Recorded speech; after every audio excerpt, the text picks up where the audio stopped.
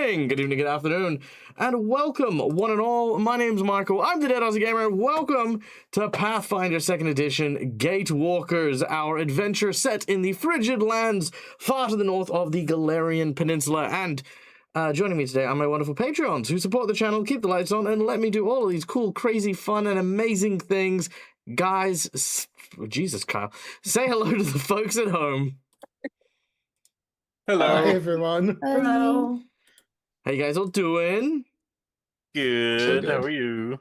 I'm good. I'm good. We're troubleshooting some stuff. We're making things happen. We're breaking stuff. We're fixing stuff. We're doing all the things. A very special thank you to Kyle for making the effort to come in live from British Columbia, where he is currently on travel vacations with people. You traveled safe, Kyle. You settled in. You're all, like, I don't know what the fuck you're doing. Which is so good. I actually got tackled by 3 knights in full armor. I had about 900 pounds of metal on me yesterday. So, it's been a productive day. It's been a productive time. Nice. Sounds hot. Oh, yeah. Yeah. More ways than one. But I can't talk about that here. Well, nonetheless, it is going to get even hotter. No, it's not. It's going to be so cold because we are in the Arctic region of Galarian. So before we get into today's game, we have, of course, an amazing group of sponsors to talk about that help us keep the lights on and do all the cool stuff. We have Fantasy Grounds for our VTT of choice, which you can see behind me. All the maps, all the tokens, all of the dice rolls are made using an incredible virtual tabletop, which you guys can go and check out and have a bit of fun with. And it is free. If you want to, however, load modules and books and things like that, those cost money. But in essence, you can run your own game. Just grab it. It's on Steam. It's around. It's good. It's great. And they're constantly doing updates. I don't know if that's a good thing. I mean, it's great because they're always innovating it, but they're constantly doing updates. And then, of course, we have our other sponsors. We have Sirenscape for the beautiful sound effects that you will hear throughout the course of the session. And, of course, Hero Forge for the pretty tokens. Look at the pretty tokens. Also, Kyle, my friend. Okay. I made this for you because I didn't know if we'd have your camera, okay? And I thought to myself, okay, we have, and I'm just going to drop him here, we have Carl's Hero Forge Mini, speaking of Hero Forge and stuff, right? So we have Carl's Hero Forge Mini, which is super dope. But as you guys know, for the people who can't be on camera, I make a little alternate version of them speaking, right? Hello. And I can't, and I yes, thank you, Mac. And I can't stop laughing at the thing I did for your speaking voice. You ready? Yes.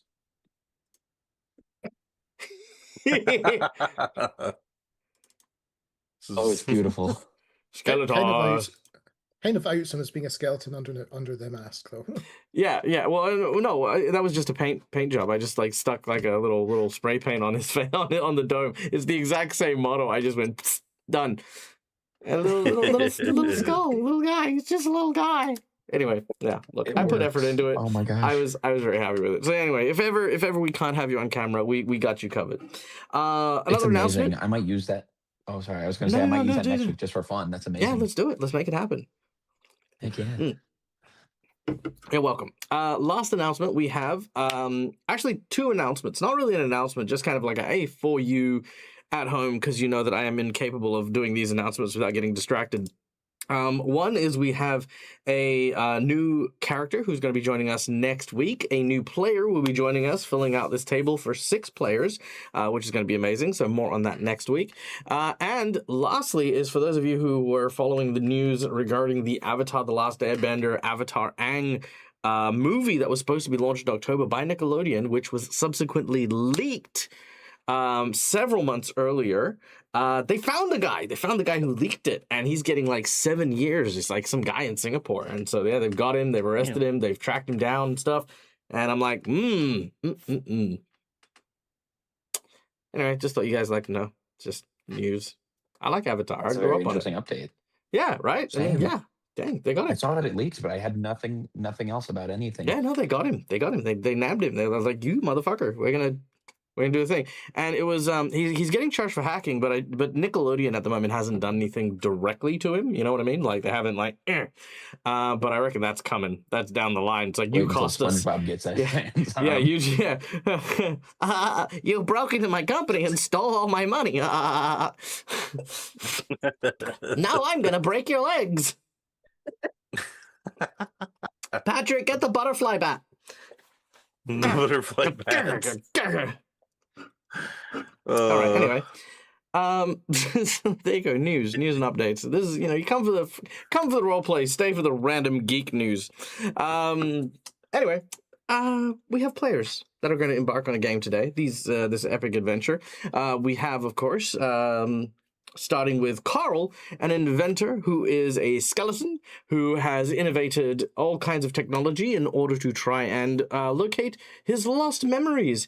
As we go through the introduction for today, can I get everyone to tell our audience what piece of lost memory your character recovered over the last few days? So remember, you guys got a little piece of your history through flashbacks and stuff like that, involving a giant blue monster with fur, Rawr. It was a green monster, wasn't It was bluish. it? Mine was green. Anyway, so Carl, we're gonna start with you. Yep. I remember Carl was an elf and had to prevent this ooze from taking over this whole woodland area. And oh my God, somebody else's life flashed before my eyes. Oh, that's weird. It did. It very much did. Yeah, Carl's got some stuff to work through.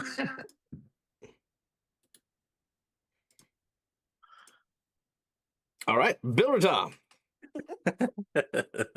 Yeah, so the mercenary, had the very interesting flashback of basically being one of the people on the ground fighting and wrestling with the beast itself.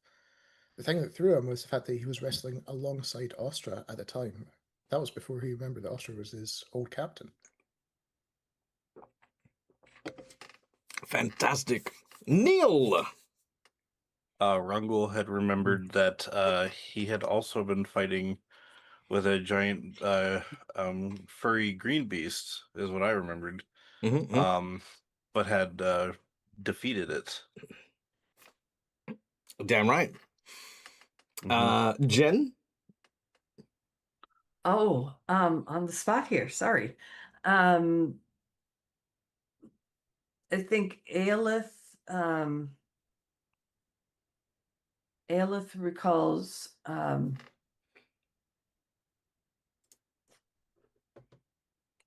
trying sorry. Can we go to somebody else while I think? No, I'll remind you. Remember you were saving your town from a giant ooze that was killing people, and then you met the elves and stuff? Yes. I think she would have gone off to try to find the reason for this ooze. So Aelith started hunting, gathering information to see where this came from, so that to try and stop it. Nice. Viv. Hello. I don't think Vivi's actually had a recollection yet. You kind of got given yours vicariously through your child who told you what happened. Yeah. Yeah.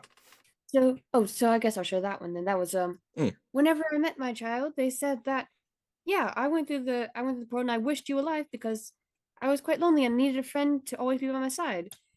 And then upon leaving, you weren't there. So that was fun. And so your child said he didn't need you anymore, and you went off and became your own you became your own person. Yeah. Can I add one more thing? I just remembered. To Viv? To Rungul's. Oh yeah, sure. If you he remembered his real name, I guess. It was Anamurin. Inamun. Yep. Einamorn. Okay. Yes, indeed. You had an original name, a different name. Perhaps a stronger name, perhaps a weaker name. Who knows? Possibly. You don't know who or what Einamorn is. Mhm. All right, cool. All right, that's going to bring us to the game. So, oh wait, no, it's going to bring us to donations. Donations. We have to do donations? Why do I have to make money? Why do I have to live? Why are humans the only species that have to pay to live on this planet? That's fucked. I hate it. Mhm. Oh, I suppose. I mean, can you imagine if my missus overheard me say that? She just comes in here, she's like, Michael, you spend so much time running and playing these games. If you're not at least contributing to the household, you're not going to be able to play these games no more. And then I have to be like, oh, but I'm sorry. I'll make money. I promise. I swear. You know. Are we meant to, is that your impression of Seuss? Shut up. Anyway. Alright, clip that. Do not clip it. If you value not finding out what the unbridled patience and attention that a man who managed to do a fundraiser for a person who was in the very fundraiser that was making money for him without him realizing would have to exact revenge upon you, don't clip that. What did that sentence mean? If you know what it is, you know what it is. Okay. Actually, I'll tell Kyle about it later, because that was actually a really, really sweet thing. I ran a fundraiser for a guy who didn't realize it was his fundraiser while he was guest starring on that fundraiser. Oh yeah. Mm. Yeah. Took me a while to plan. I even tricked him into giving him his own, like, you know how like at the end of like a fundraiser you have like the thanks everyone for coming and doing stuff. I even got him to make a video to himself for himself without him realizing it. Yep. You know, That's fair awesome. enough. I get shit done, okay? I did that for Sean once on his birthday. We played That's Pokemon. cute. That's cute. I love that. Okay. So, donations. Yes. Jinx points, hero points. They're $5. They're the red marks and purple marks. Red marks help players. Purple marks help me. I should do better. Michael, why aren't you doing better? Because it's late and you spent all of your time working on Kyle's stupid model.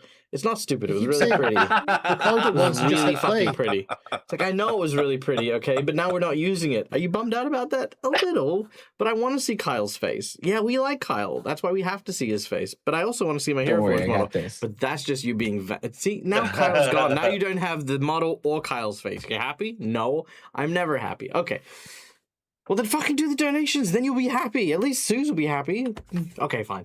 For $5, you can give a hero point to your players, which can be used to stave off death, petition the DM for stuff that isn't the rules or roll with advantage. Jinx points can be used to counteract hero points, make bad guys roll with advantage, or complicate things ever so slightly. For $10, I will ruin my narrative or make my narrative more exciting by drawing a plot twist from this random deck of narrative plots, which I will literally... Case in point, I will do a whole bunch of different things, ranging from embarrassing myself to potentially throwing a TPK into the group. Alternatively, as well, you can get a roll from the Roll and Play book, which is an amazing book from the folks over at Roll and Play Press, which has a ton of different cool tables that I will throw into the game during the course of the game.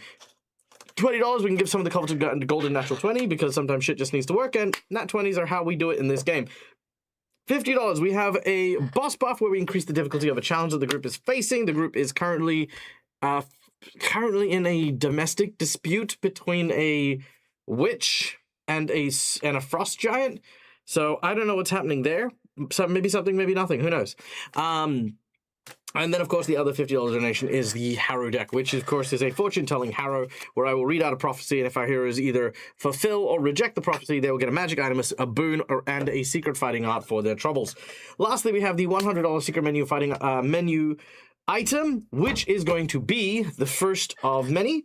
It will be the addition of this table's introduction to what's called a free archetype rule. The free archetype rule means that in addition to the character builds that we currently have, the characters will be afforded a free archetype to have during the course of the adventure. If we get the $100 made, we will afford it to this table only. If we manage to make the remaining 18% for our DAG survival check, all tables will receive a... all tables will receive the free archetype variant rule. mechanically, it's kind of a way to add a bit more flavor to characters, add a little few more powers here and there, more versatility and stuff. But yeah, that is our $100 secret menu item for this game. Cool. Done. I want to play a game. You guys want to play? Yeah. There was a donation that did come in, by the way. There's a donation. Who donated? Christina. Christina, you lovely person. You spoil us so bad. What do we have? We have 3 hero points for Carl. Carl, you legend, you. Look at you getting your 3 hero points on. 1, 2, and that sexy 3 right there. There it is. I'm going to burn them all in 5 minutes. Doug? Yeah. Cornelius. Yeah. It's going to be glorious. I think a bit of the Viv being YouTuber is hanging out from beneath the nameplate. Oh, let me fix that for you. Thank you. Yep.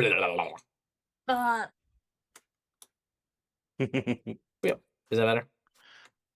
Let me see when it goes back to your screen. Let's see.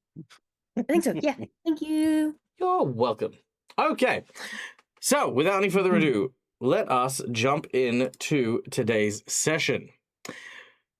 Our heroes in the company of an Arctic elf by the name of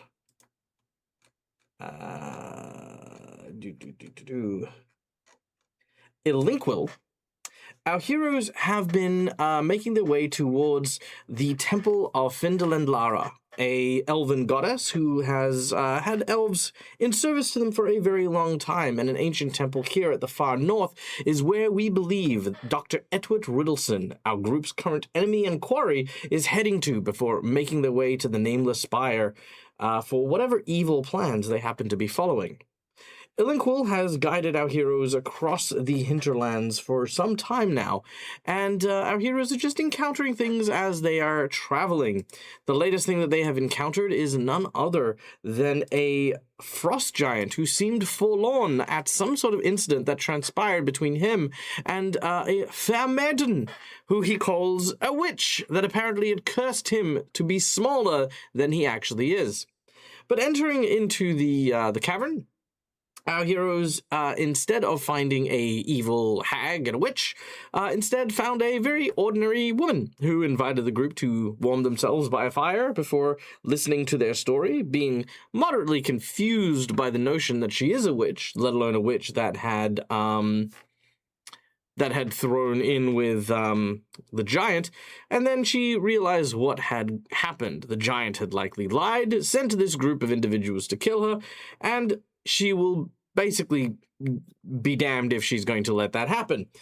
Using the powers of her conjuration and golem crafting magics, she has summoned forth a guardian, as a suit of armor has now flied upon her person, creating a giant mechanical monstrosity that our heroes now must face tooth and nail in order to try and, well, either calm her down or defeat her, one or the other. And it is here we will begin once I throw this in here. I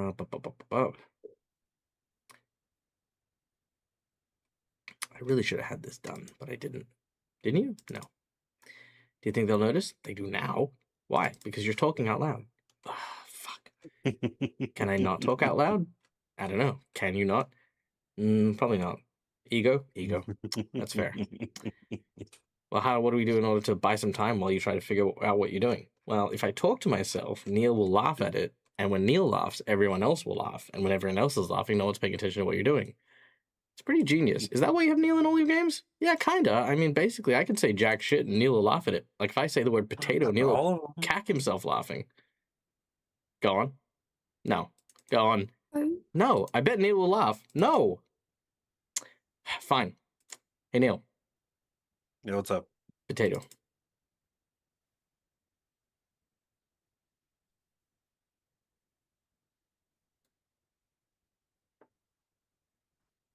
Doug, are you okay today? Nah. How you feeling, buddy? How you doing? How you doing, man? I'm just here, man. I just work here. Okay. Okay. And it's like, you broke the deal. Okay, there we go. Oh man, this is like such a cool map for Osseo. Damn. Yeah. It's not. I mean, this is a completely different map that has a whale inside of a big block of ice. Yeah, you know the ice whales, Dad. There's like 50 of them. It's fair, but yeah, no, absolutely not. Yeah, that of all the maps I could. Oh shit. Okay, hold on. Of all the maps I could have found, right, just then, I was not expecting to find Osseo. So congratulations, we're now in the end game boss fight.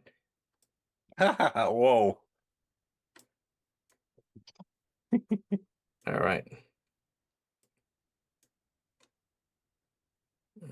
I'll put you over here just for fun. There you guys can go there. Oh no, Let me we're recall. disappearing. Okay, there we go. Okay. All right. Encounter is set, sharing the map. And queuing up sexy battle music.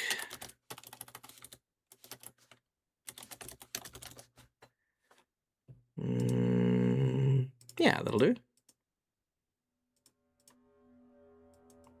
All right. So, hissing and steam erupt from the mechanical mech as Sarah says, I think you've outstayed your welcome. If you are here to try and harm me, then I have news for you. You're right. That giant thinks that I made him small. It wasn't because I'd used any magic. It was because I showed him how powerless he was against technology and innovation. Things which I have held dear to myself for some time. Something I thought you would have an appreciation for, she says, pointing at Carl. But instead, you come into my home, you abuse my hospitality, and you hurl insults at me. And then you tell me you're here to kill me? Well, I will not stand by this. Prepare to be dispatched. Aelith, you're up first. As this person you barely have any recollection of is now fighting you. What happened to cause this? Because she wasn't Carl. here last week. Carl. Long story short, big giant, the giant said, hey, in that cave is a witch. The group came in, found a normal person. They went, are you a witch? She said, no. They said, this guy sent us here to kill you. She said, oh, really? It's like, yeah, because you might be a witch. You look kind of witchy. And then fight ensued. To be fair, I wasn't going to kill her. Yeah, unless but she was a wasn't witch. Is the TLDR. Wasn't it basically Carl and Rongol who did the insulting? I didn't say anything. I was just there. It's a mix of... Viv was Oh, yeah, kind, no, Viv's Bell canonically was in the silent. clear. She said, yeah, Viv, you're chill. Just go sit by the fire, sweetie. Let me handle this. Yep, and Bill was silent. Yep. Frozen. Yep. Rongo Thinking, got what- roped what into the this, hell's- apparently. Somehow. Yeah. Aelith will walk over by the Okay, I'm used to it. the fire. So you're joining got Viv by the yourselves fire? into this. Yep, she's just gonna stand over by the fire. Sure. All right. Carl.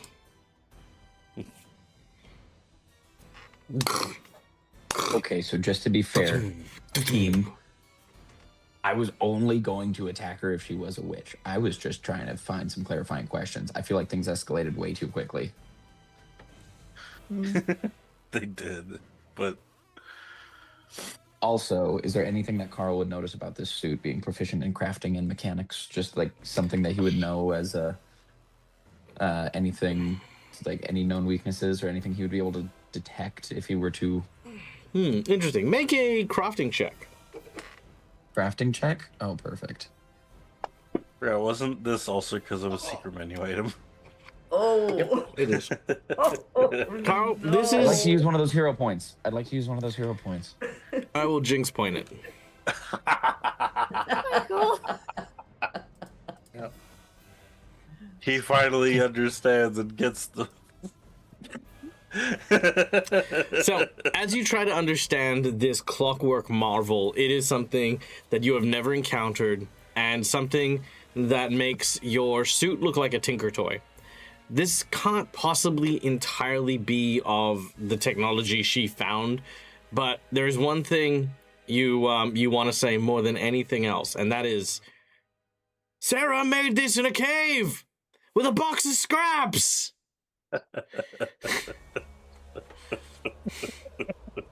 You know what? Fair enough. Fair enough. Girl, now is not the time for witty one-liners. There is always time for witty one-liners. Also, are we 100% sure that she's not a witch or not like a hostile? Like, are we sure she's not a threat? What is she doing with this? Oh, she's definitely a threat. She's a threat. She's a threat now. She is definitely a threat, exactly. And I feel like because of our amazing bond that we have formed as a team, if one of us is threatened, the rest will come to their aid and help them fight a giant mech what if you kind of deserve it? What if you like deserve it a little? Rongo's like, I'm terribly multiple sorry. I'm wolf from another poison. planet. I don't understand your weird customs. Go on, Carl. What you gonna do? Carl uses his rope to spider web towards Viv and just like, come on, let's go. It'll be a fun time. Just, Are you serious? Are you? No. I mean, look, you can go pick You up Viv if you can. like. Like, oh, I'm part of this perfect. now. Okay. Yeah, all right. Carl's Yeah, not a problem. You cool. you Carl's make your way gonna over to the drag the rest of us fireplace. into it. All right, make an athletics check. Perfect. Viv, what is This is your awesome. your fortitude plus 10? 42 plus 10 is is it the save plus 10? Yeah. 24. With a You 14. critically failed, Carl. So, as What a Carl good day for tries, Carl. Ice is really slippery, man. The ice is real slippy. I mean, Really you is, can. yeah. You can use a hero point if you like on that one. Nah, this one seems fair. Actually, this seems fair. right. Okay, fair. As you've gone to do that, Viv, what do you want to do as he fails to try and pick you up? Come on, team, let's go. Is it like what have you done? Can you describe it to me again real quick? Basically, Is it spider web, the but you rope. also said rope. Yeah, he has those ropes in his gauntlets that he can like Okay. Spider-Man out and like attach to things, swing, pull, whatever. Basically, just I try to see. lasso. Just like, come on, let's go. It's gonna be so much Okay, fun. then what I feel has happened is Viv seeing you about to Spider-Man her is just like, what the hell, man? Jumps not quite out the way, but enough that you only get her coat, so you're just kind of dragging her coat a bit until the tethers snap because you're trying to drag just fabric. Carl, what's happening, man? Right. Fun time. It's gonna be a fun time. Can't make an it's accurate- team man. building. Carl, make an acrobatics check as you grab the cloth and then the tether snaps. Oh, brilliant! Hey, Carl.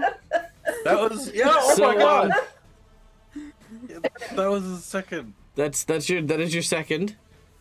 But not in a row. But not in a row, thankfully. We do have a thing where it's like if you roll 3 nat 1s in a row, you die instantly. Oh, I'm familiar. Yeah, good. Yeah. Okay. Well, unfortunately, you slip and you fall on the ground because of the ice that is on the cave floor. This causes you to slide.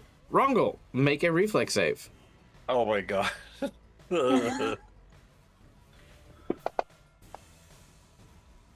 Okay, 25. And you guys are level 11.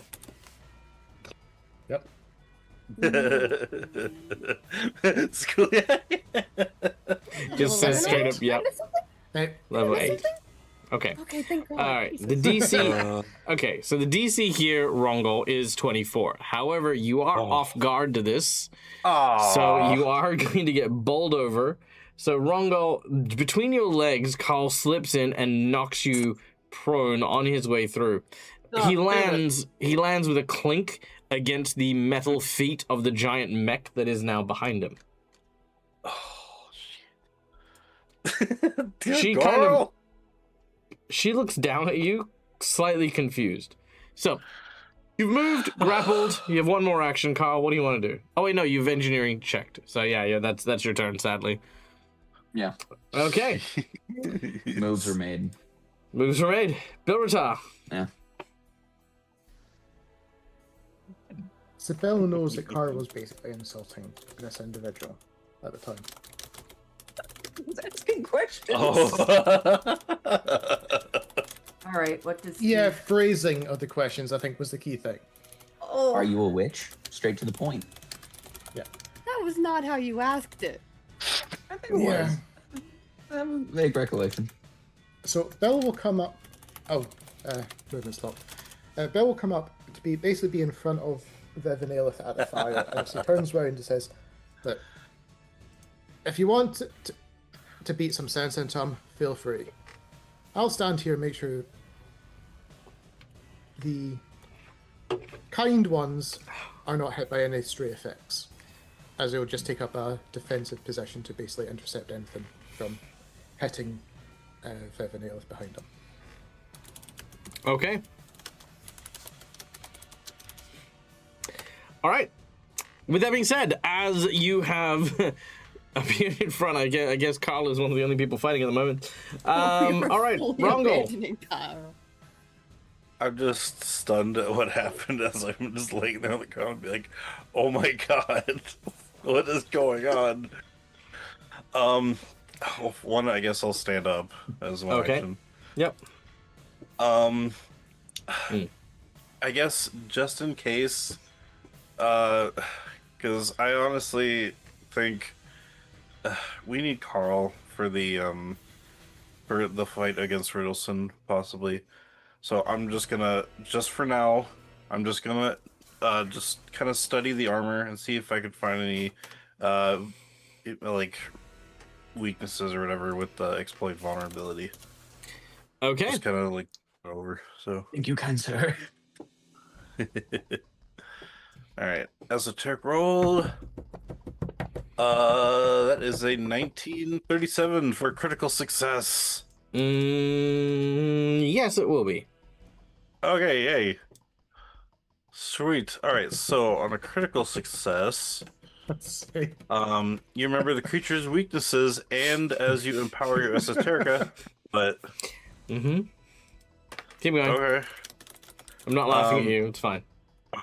As you empower your esoterica, you have a flash of insight that grants you even more knowledge about the creature. You learn all of the creature's resistances, weaknesses, and immunities, including the amount of resistances and weaknesses, and any unusual weaknesses or vulnerabilities, such as what spells will pass through a golem's anti-magic. You can exploit either the creature's mortal weakness or personal antithesis, and your unarmed and weapon strikes against the creature also become magical if they weren't already. There's a lot there, I know. So does it have any weaknesses, resistances, immunities, and any unnatural, like, It has 10 resistance. unusual ones? It has 10 physical resistance except adamantine, and it has a shit ton of immunities. Oh, okay. In which case, but no weaknesses? No weaknesses. Oh, dang. All right. In which case, I think I'll just have to use the personal antithesis to get the damage in then. So, yeah, if I ever make an attack on him, I get 6 more damage to my attacks. And that is all I'm going to do for now as I wait. And Okay. just kind of, like, assess the situation. Be like, Carl, you messed up. Okay. If I remember correctly, Viv was the one that said we were gonna kill her. I just asked if she was the witch. Wait, what? Does that look to Viv? Yeah, because I wasn't going to pretend that we were just told to. I told her that so that she had the full information. Is he gonna kill her? If No, I said anything, that we were this is told to kill her, that this we were is going to. because- I said we're this not is going because to of kill you, her, if but then we were anything. told. I just asked if she was a witch. You Sarah! thought we were gonna kill her because of you. Oh, no. There's a bellow that comes from the front of the cave as a frost giant runs in. Sarah! Oh, God. The robot Not stops you. for a moment and has a look at the frost giant. Sarah, listen. I don't care that you've made me several inches smaller. I love you, damn it, and I always have. The second I sent these people to come and kill you, I suddenly had doubts. These doubts plagued me and clouded my judgment. But it doesn't change the truth. You used no spells, no magic. But knowing that you didn't feel for me as strongly as I felt for you is what made me feel so small. I've always loved you, Sarah. I know that it's a crazy idea, a woman your size and a man my girth. But we can make it work. We can make it happen. Love can conquer all. It can reshape mountains. Sarah then has the golem, the mech head, sort of swing out. Fuck, what was his name? I'm going to give him a name. His name will be Roland. Not Roland, it's Roland. Roland, listen. You're really sweet, but it would never work out between us. We're too different. We need too many different things. I need a place of quiet and contemplation to work on my inventions. You need to kill narwhals. It's too complicated. There's no crossover, there's no overlay. Sure. We had one possible date. But I want a man who can do more than just have discussions about different species of fish. I need someone who can challenge my intellect. I can challenge your intellect. I beat up a wizard the other day. No, that's not what I mean, damn it, Roland. And this is exactly what I'm talking about. But I can change. There's someone else, Roland. At this point, an ice door appears, and out steps an ice golem. As it does so, it says, Sarah, is this the man you were discussing? Oh my god. Listen. Simon. No, wait, I need a pun name.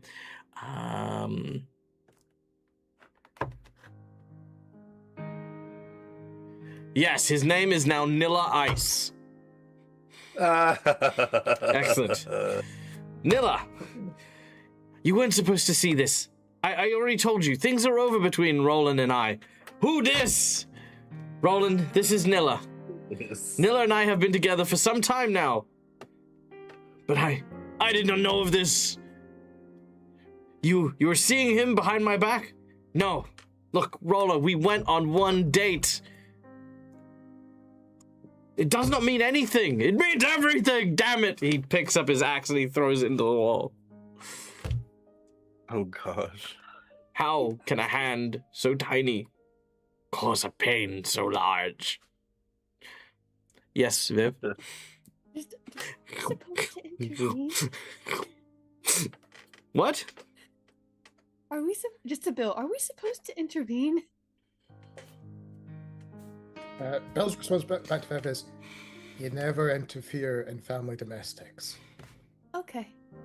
That moment, Carl begins to interfere with family domestics. Carl is just lying on his back, like, while this is all going on. So do we kill her now, Rangel? Nilla hears you say this and goes, kill her?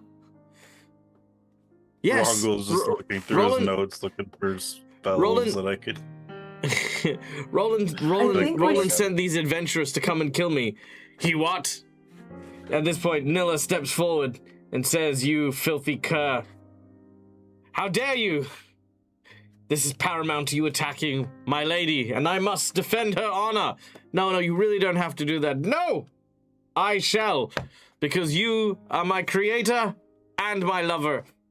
What? No, I'm not your lover. I made you. I made the golem. He's not real. He's just a robot. I made him. It's fine. I will protect. I will protect my creator with every fiber of my being. You are made with ice, not with fibers.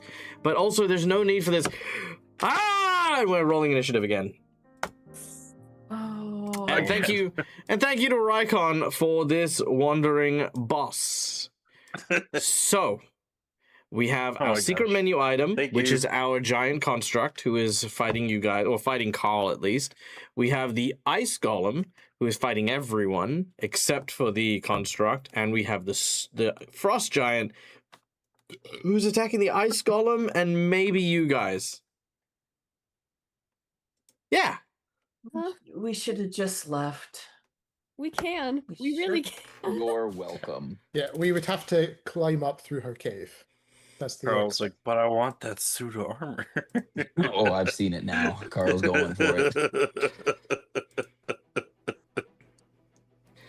All right. Oh Battle music. my gosh. Back to the top of the round. Elinquil is sitting by the sled dogs going, I wonder what's keeping them. We fell down a mountain. The automaton. This is your fault. You're the one who tried to kill me and insulted my face. So I'm going to hit you with an energy beam. You watch as her hand turns into a laser cannon. She aims it at your face and... Critical hit. Very nice. All right. 39 points of damage. Carl, roll me a d12. Yep. 9. Very well. 9 times 5 is 45. You are plunged 45 foot into the ice as it melts a perfectly round 5-foot hole, which is now filled with water. As the laser has melted the ice, you end up falling into the water. Now, obviously, you don't have a fall damage or anything like that. It's all water that's cushioning you, but it's also hot water. But, you know, like, yeah, you're in this little 45-foot swim hole in a metal Perfect. suit. Carl's gonna hang out. Carl's gonna hang out in this hot tub. You guys got this. Yeah, it'd be bad if that hot water freezes again while you're down there.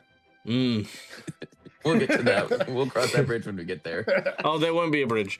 Okay, so that was the energy blast. She's gonna use the next two actions to try and like convince Nilla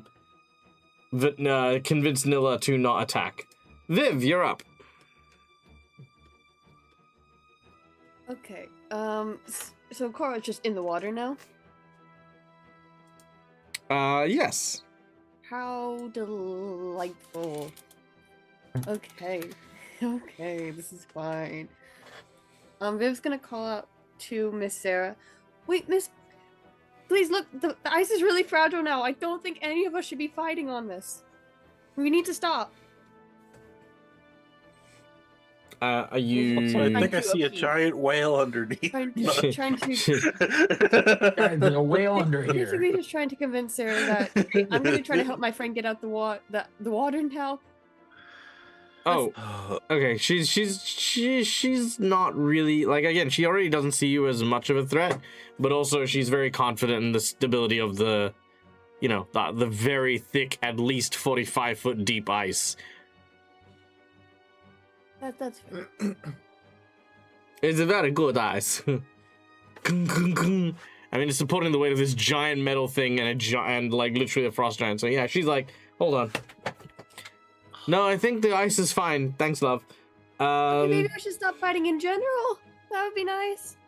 Oh dear. Viv will. Let's see how close is it? 1, 2, 3, 4.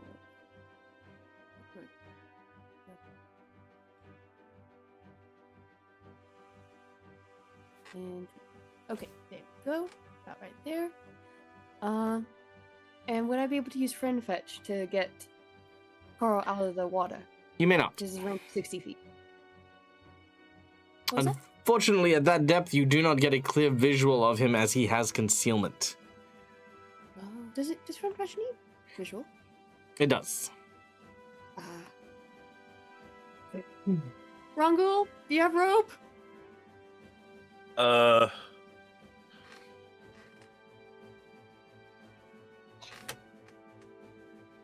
Okay, what am I gonna? Everything's fine. Everything's I mean, Rongo I- unpacks his bag, starts going through it. It doesn't have appear like rope. Rongo. Aelith says she Only has somebody rope. had a I have a greater grapple rope of hook, but it doesn't climbing. go that far. Then can I? I'll just use my action to walk up towards where the ice hole is, and then can I just ready to aid Aelith? Sure, no problem with that. Okay, the ice golem. Nilla charges. Dig, dig, dig, dig, dig, dig, dig. Also, Punches. I don't think Carl needs to breathe either, because he's technically. All right. Oh, apart from being immune to the cold damage. Oh, no critical effect. Nilla comes in with a first heavy blow, followed by a second. Oh my word! Oh shit! Oh wait! Oh Nilla boy! is my hero. That is roll two. another. That is 2 natural 20s in a row. That is 9%, so no extra effect here. But I do get to roll another d20, and if I get a 20 on this, it's an insta kill. Please, that would be so funny. Oh no! It hovered. At one point. It did hover over It it. did hover on it. But alas, no insta kill. Has that ever happened in actual game tech? Like What, me 3 rolling 20s? 3 Yeah. 20s? Yeah. Oh. Yeah, a bunch of times. 3 20s, 3 1s, you name it, we've done it. All right, but the golem has come in with 2 massive blows. Aelith, you're up. Okay, Aelith But that is going to secondary chest, that's true. walk up to where Viv is, and she has her rope out, Mm-hmm. and then well, let's see if this works. Now, And before you she'll, just yes. lower the rope into the water, it will take a while for a rope without a weight to drop 45 feet. Oh, Viv on the end of it. I mean, well, what? You said that. Put me in, coach. Put me in. okay. Oh, does anybody have anything I can tie onto this rope? So I just rifle through my thing again. Yeah, I don't have anything. You have nothing heavy on us? Just like nothing heavy at all? Yeah. A grappling hook would probably work as a great sword! A great sword. The Volpo greatsword sinks into the Rongo? ice and then it freezes and you lose the greatsword forever. Oh no! I mean, yeah, tie it to me. I can go in after him. No, what? No, What? I'll take your grappling hook. It doesn't go that far. Then on we the tie end of it the to rope the as an rope. anchor, Neil. Tie it to the rope. Oh, That's fine. I even said as a little lightweight anchor. I'll hand it over. All right. All right, you hand over the heavy iron hook that was attached to your thing. As you, for some reason, said it's not long enough. You dips the tip of it into the water. I thought they were gonna like shoot it. Like You hand the weight to Charles is at Aelith. the bottom. Aelith, you're gonna use your second action to tie it across. Rongol, Yes. I'm not gonna move initiatives back and forth, but I am gonna take 2 of your turns, one to retrieve it and one to give it over. And Aelith, you're gonna use your action to move it down. Viv, you are gonna grab onto the other end and offer support to Aelith. Is that correct? Yes. Yeah. Viv? Sorry, may I say that one more time? As Aelith is lowering the rope, you're offering assistance by grabbing onto the rope as well. Yes. I believe so. Although I have to check if I'm actually trained in athletics. Okay. So, the rope begins to descend. Yes, I am. Yes. All right. Mm-hmm. The rope begins to descend. It does so pretty quickly, and Carl, you will see the rope as it. realize Carl's I just also gonna had a sit there and crowbar on contemplate me. it for a second. It is your turn, though. Oh, perfect. He's gonna sit there. It's like, okay, cool. Don't have my back when we're fighting a giant mech, but you have my back when I'm 45 feet in a hole. Cool. Thanks, guys. Really confusing. Mixed signals here. Carl is going to grab the rope reluctantly and climb up. All right. Make an athletics check, and Aelith and Viv, can I get you both to make an athletics check? Sure. I'll use a hero point for that one. Nice, nice. All right, with the assist, Carl, you begin to ascend. You go up 15 foot. All right, very nice. Okay. So, you've kind of righted yourself, grabbed onto the rope, and done a climb. 2 more actions, and you should be able to get out. Alrighty. That's it. I'm trying to see. Okay, well. Yeah, because remember, while you were prone, you were still off kilter, so you were still like off balance. So when you reached up for it, you corrected yourself as your first action, then climbed.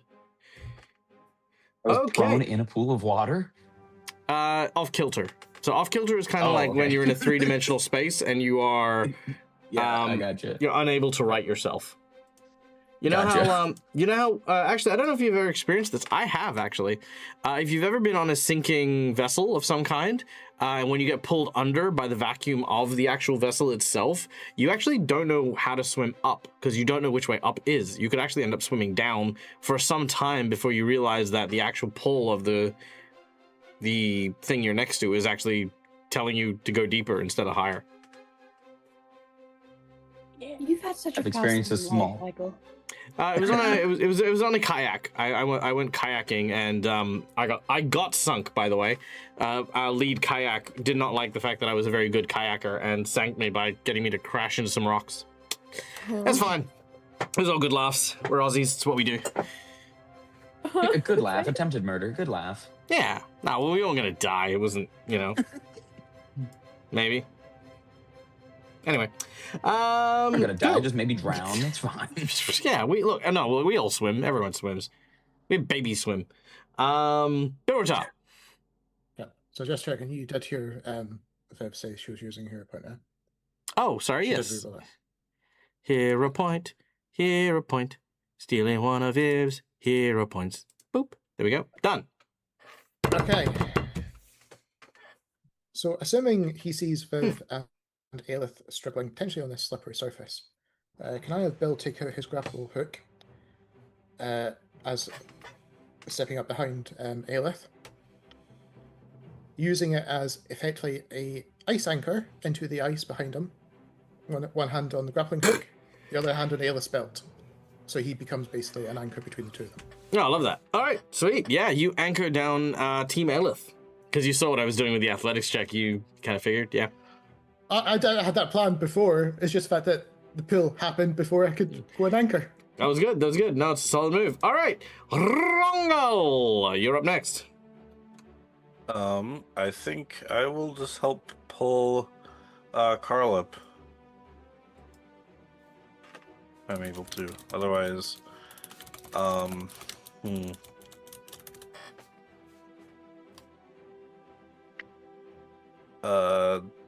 yeah, I mean, if I can help pull him up, I will. If they've got it handled, I don't know then, because there's so much happening. Pick a side in the fight if you want to be involved in the domestic. No. Do it. Kill them. I mean, they're pretty good. They got it handled. Well, you know what?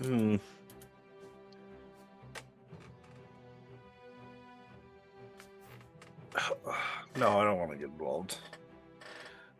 Not unless they start getting involved with us. So I think, yeah, Rongol will kind of just, Unless they get involved with us, as you're pulling me up a 45-foot hole that they put me in. yeah. I mean, that wasn't them, that was her. You could say she was just cooling you off. Yeah. So yeah, I guess if I'm able to help pull him up, I will. If it'll get him the rest of the way. Or maybe not the rest Sure, of the way. make an athletics check. Yeah.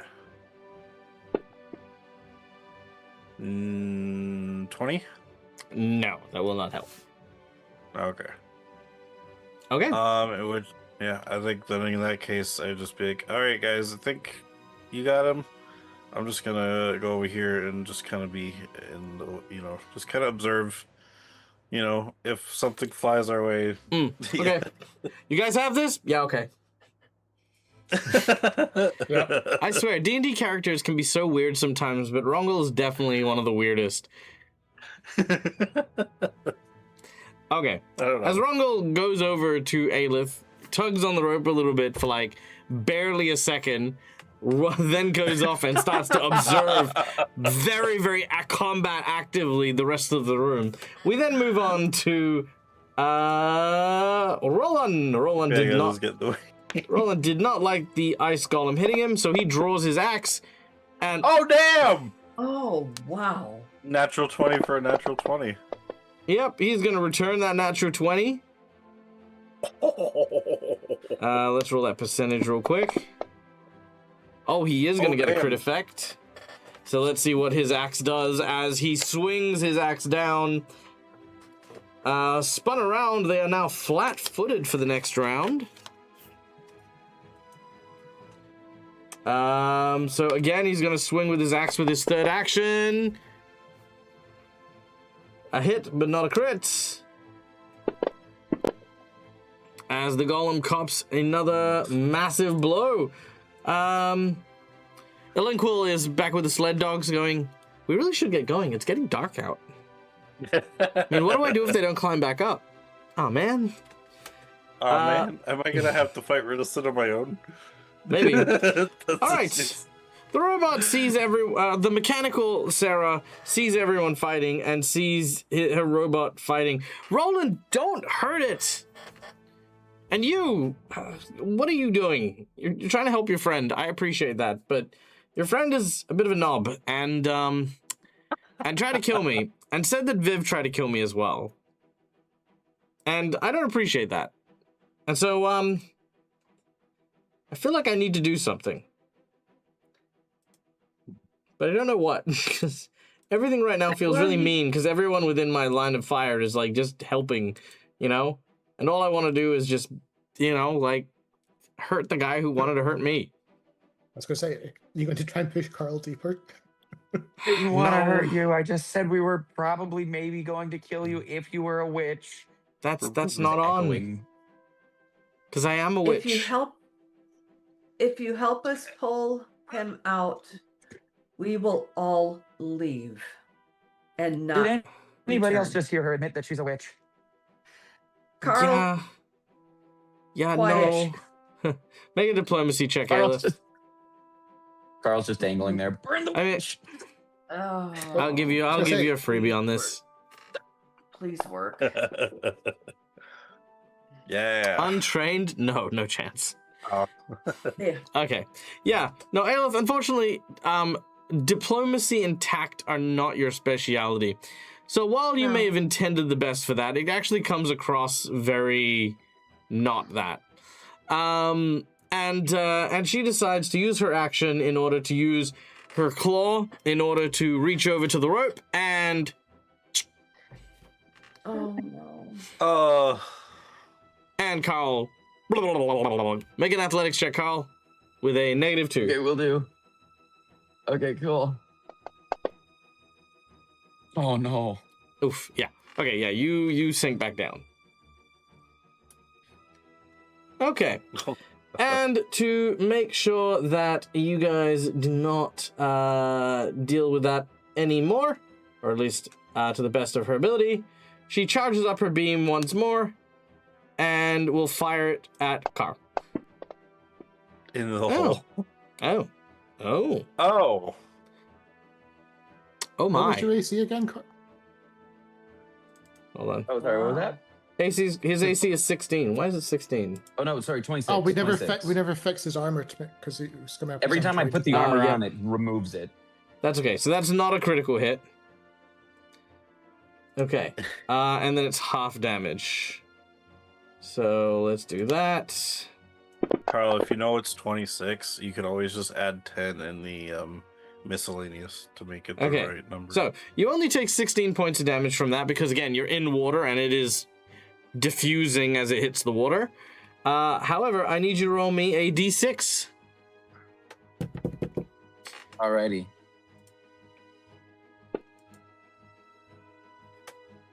Two. 2, eh? Oh, that's not bad. Okay, you drop another 10 foot. Okay. Isn't And it that ice? She's melting the ice. Yeah. Oh, okay, cool. Yeah, she's Think of it as melting the she's ice. creating an icing borehole, effectively, is what she's creating. Yeah, basically. And you're just in the borehole. Okay. Viv, you're up. Yep. Oh God. Okay.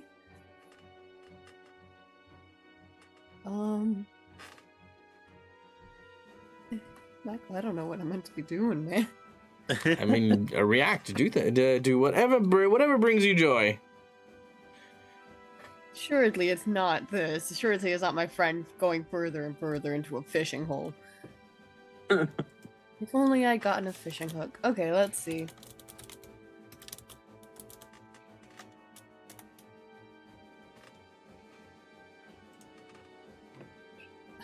Would it make more sense if Viv tried to convince her to let us help Carl, or would it make more sense to just try and get Carl out? I'm not quite sure. I need a bit of help.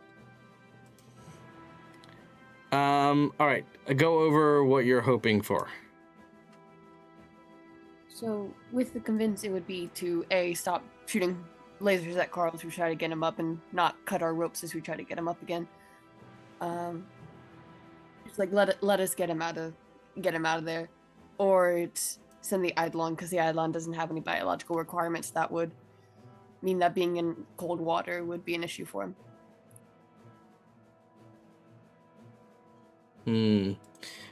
There's no real issues with the cold water that's going to affect Carl.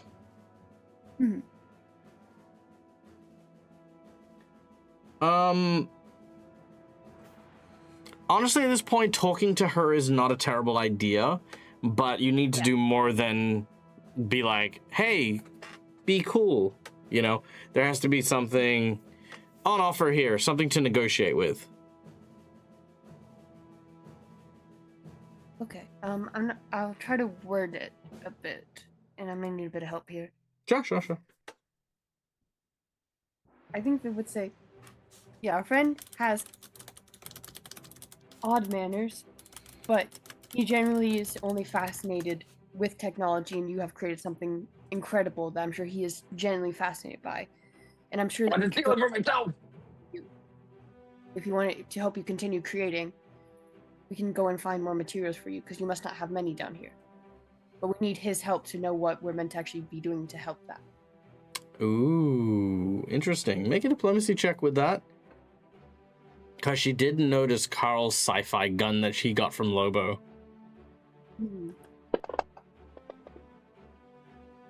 Okay. He'll say, I'll tell you what, I will stop trying to kill your friend if your friend forks over the space gun.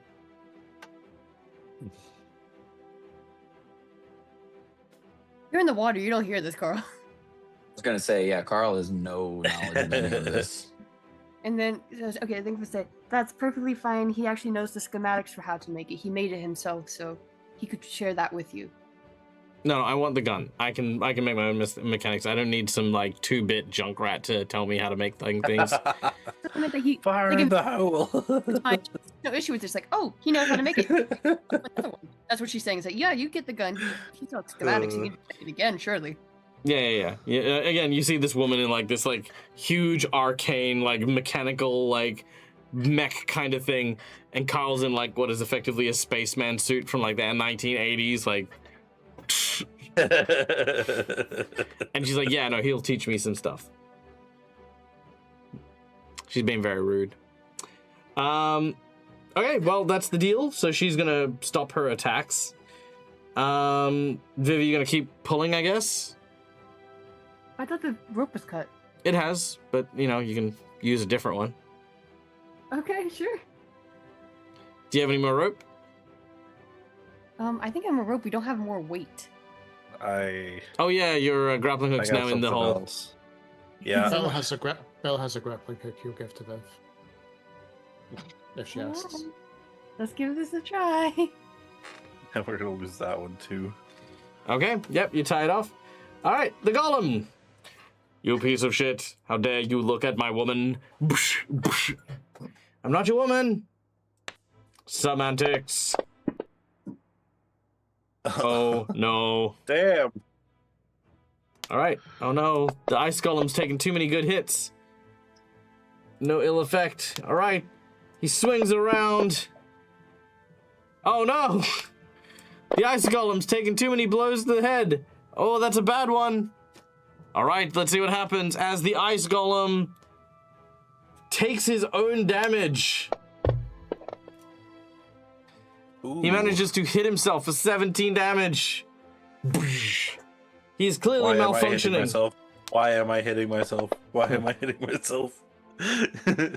And a miss. All right, Aelith, you're up. Viv has created another rope. Okay. Okay. So she's dropped it in already, correct? Or just created it? Okay. All right. I guess once she feels a tug that Carl has grasped it, she's gonna start trying to pull again.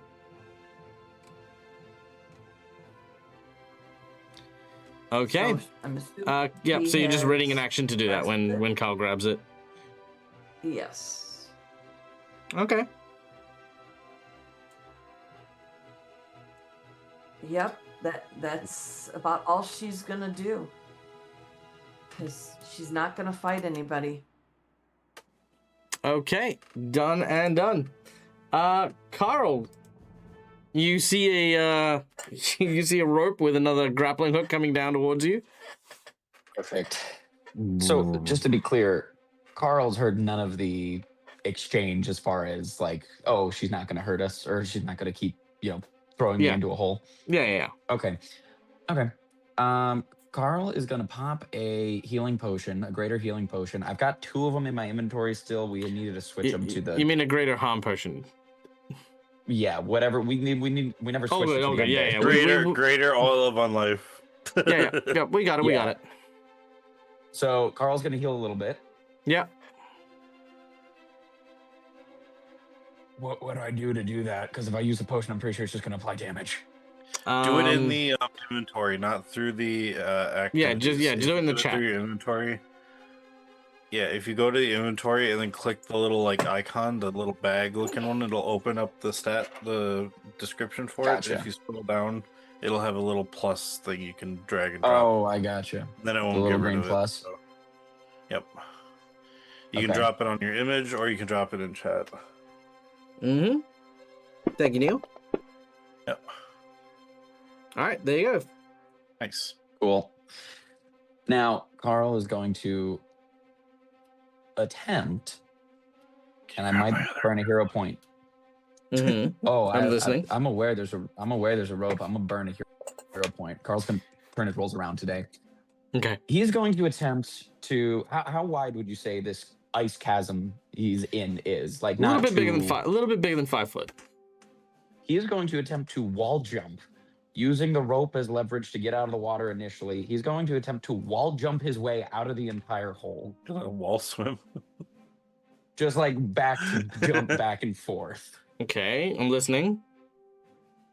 And he is going to attempt to get all the way out. That is it. There's no more chance of a rope possibly being cut out from under him because he just tried that and he fell further.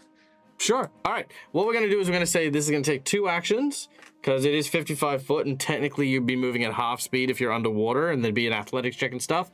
But for a hero point, I'm going to make it a 2-action action and I'm going to go with a athletics check anyway to just see if you can sort of swim and just sort of push yourself, jetting yourself from one place to another as you make yourself up. Would that be athletics or acrobatics? Athletics. Swimming is athletics Oh, because you need darn. your Okay. strength. Yeah. Athletics is more your dexterity, so things like balance and stuff like that. Oh, there we Nice. go. Beautiful. That'll do it. All right. So, like a dolphin, tick, tick, tick, tick, tick, tick, psh, you burst out of the water. And you land Alrighty, nearby. and then You have 1 more action. wait. Okay, gotcha. Drink a With potion. that, Oh, sorry, Oh, and you she's drank a not gonna hurt potion. you. Never mind. Yeah. Oh yeah, you're right. That was a 2 action. You're right. Also, Viv Well, then I will guess be that's it. as soon as you're merging, we'll just be saying, "Oh, she's not gonna hurt you. You're chill. You're chill." As soon as Carl jumps up, he's choosing violence. Oh, that's He good. is ready. He is prepared. He is prepared for a thing that I can't do because that was 2 actions. I was. I mean, if only you didn't heal. All right. Yeah, I know. Bill Rota. Okay, well, at least you got out because the grappling hook that was being our anchors was the weight that went down.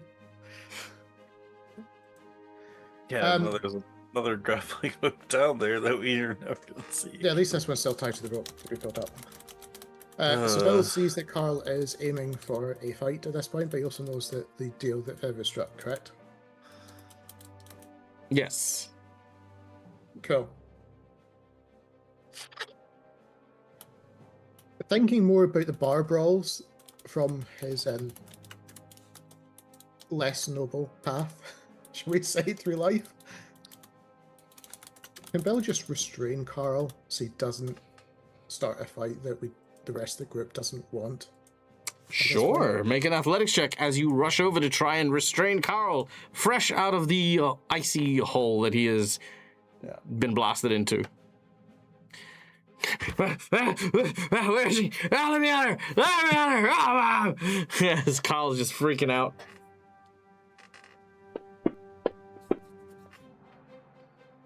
Wow, that is a success. Carl, you are grabbed from behind. But you're not restrained, just held. Yep. Okay. Anything else, Bill? Well, action 2 is to try and transition this up to restrained with it. All right, go for a grapple.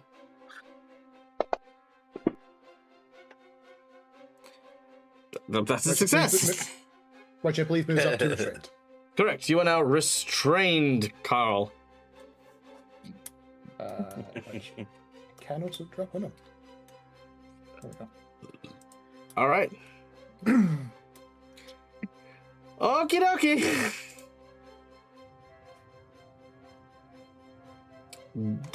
Yeah. Well done, Bill. Anything else? He will try, although if Carl's in that state, he probably won't listen and try to convey Viv's bit about the deal. But I suspect Carl probably isn't listening. Carl, what are you doing? Just let me at her. Let me at her. Just trying to now run straight at the giant mech. All right, Rongo, you're up. All right. A little upset that my grapple hook for my grapple gun is now at the bottom of this hole, Which is freezing over. Yeah, I know.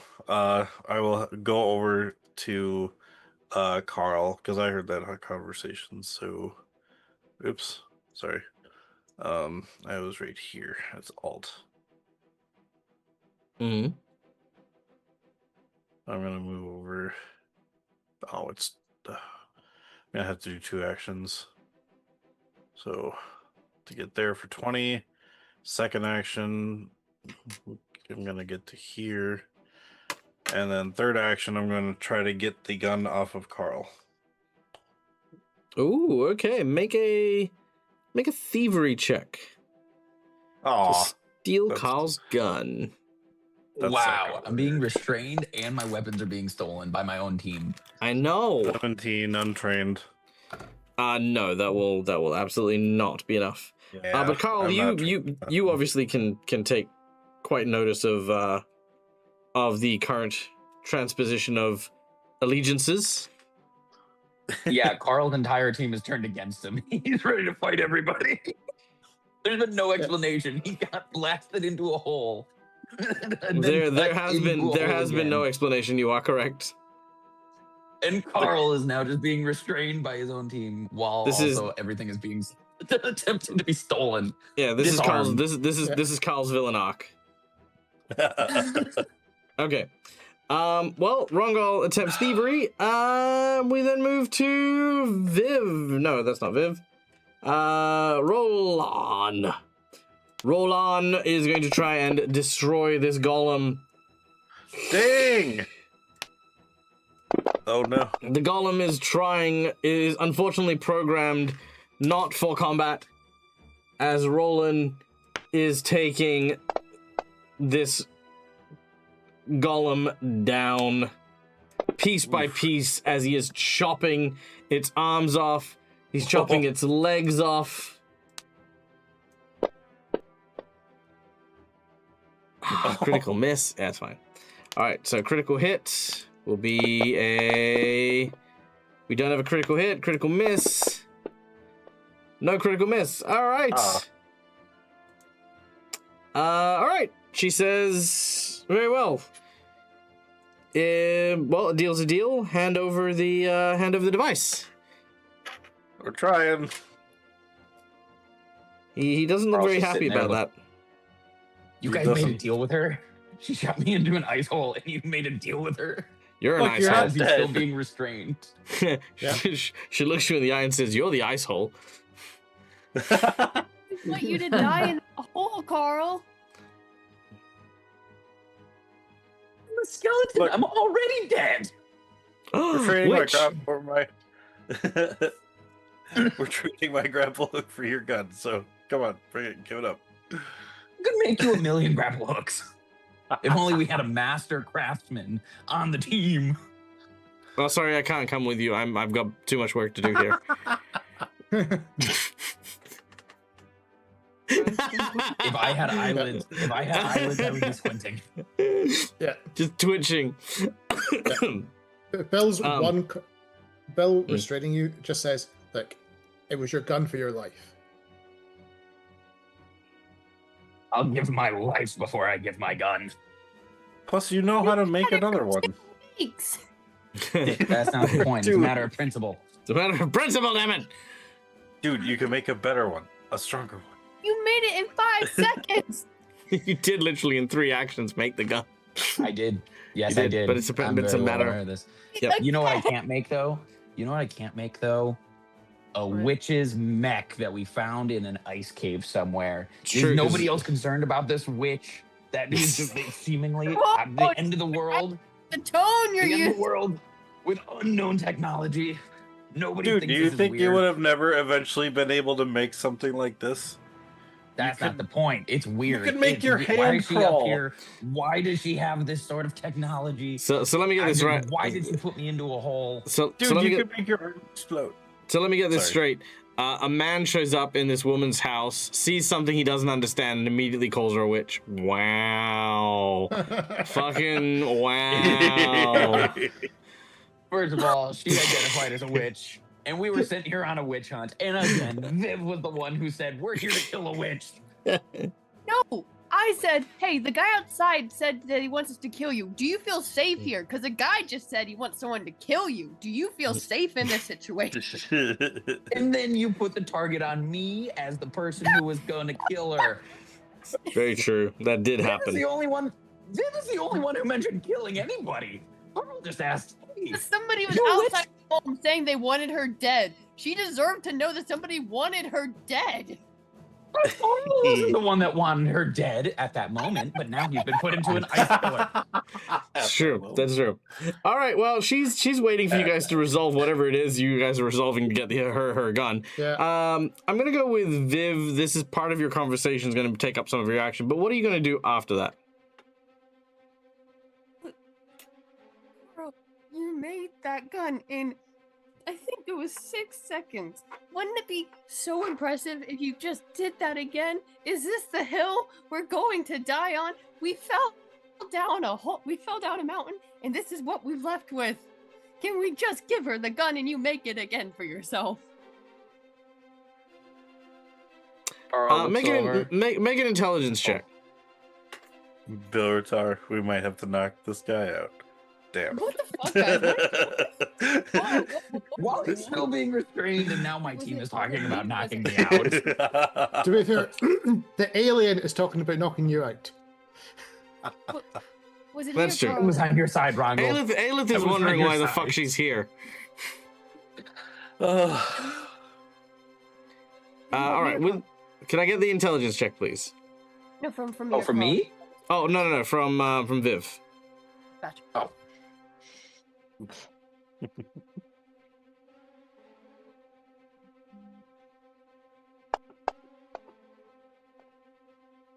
Yeah, that plan seems great.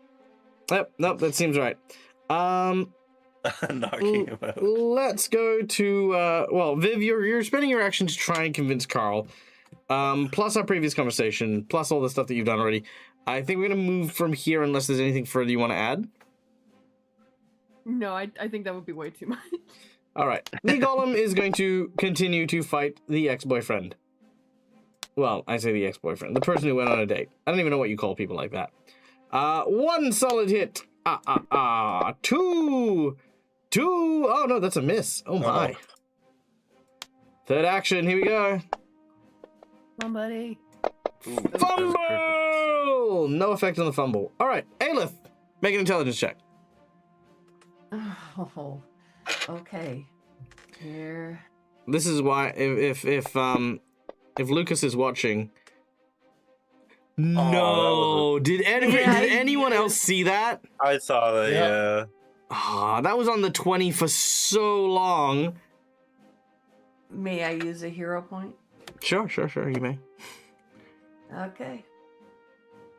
Come I felt on. like that was just mean. I feel like you were robbed. Why didn't that? All right, let's try this again. There we go. 13. Okay. Carl wants to screw this woman over. The group wants him to hand over his gun. There is no way to marry the two ideas, but there is a way to convince Carl to hand over his gun. And that is, if Carl has the ability to make a gun very, very quickly, Carl can screw her over by giving her a defective gun that he builds right now without telling her. Then rig it to explode when they're long away when she's trying to do her research in it. This not only solves Carl's need for bloodlust and violence, but also, for the time being at least, provides an ample distraction for you guys to present your negotiated term and run away. But it will require someone who could lie very well in order to pass that off. Oh. If you want that as an idea, that is what your intelligence will tell you will possibly work with the way that everything is at the moment. Because keeping in mind, even if you knock out Carl and then take his gun and hand it away, you're still then going to have to deal with Carl later on, which, unlike the NPC, Carl's in it until, like, you know, Spore War. So, Yeah. Else is trained in deception. I am not trained in deception. Wrong group. So Aelith is just going to move a little bit so that she's right in front of Carl. And she's going to look him right on the screen.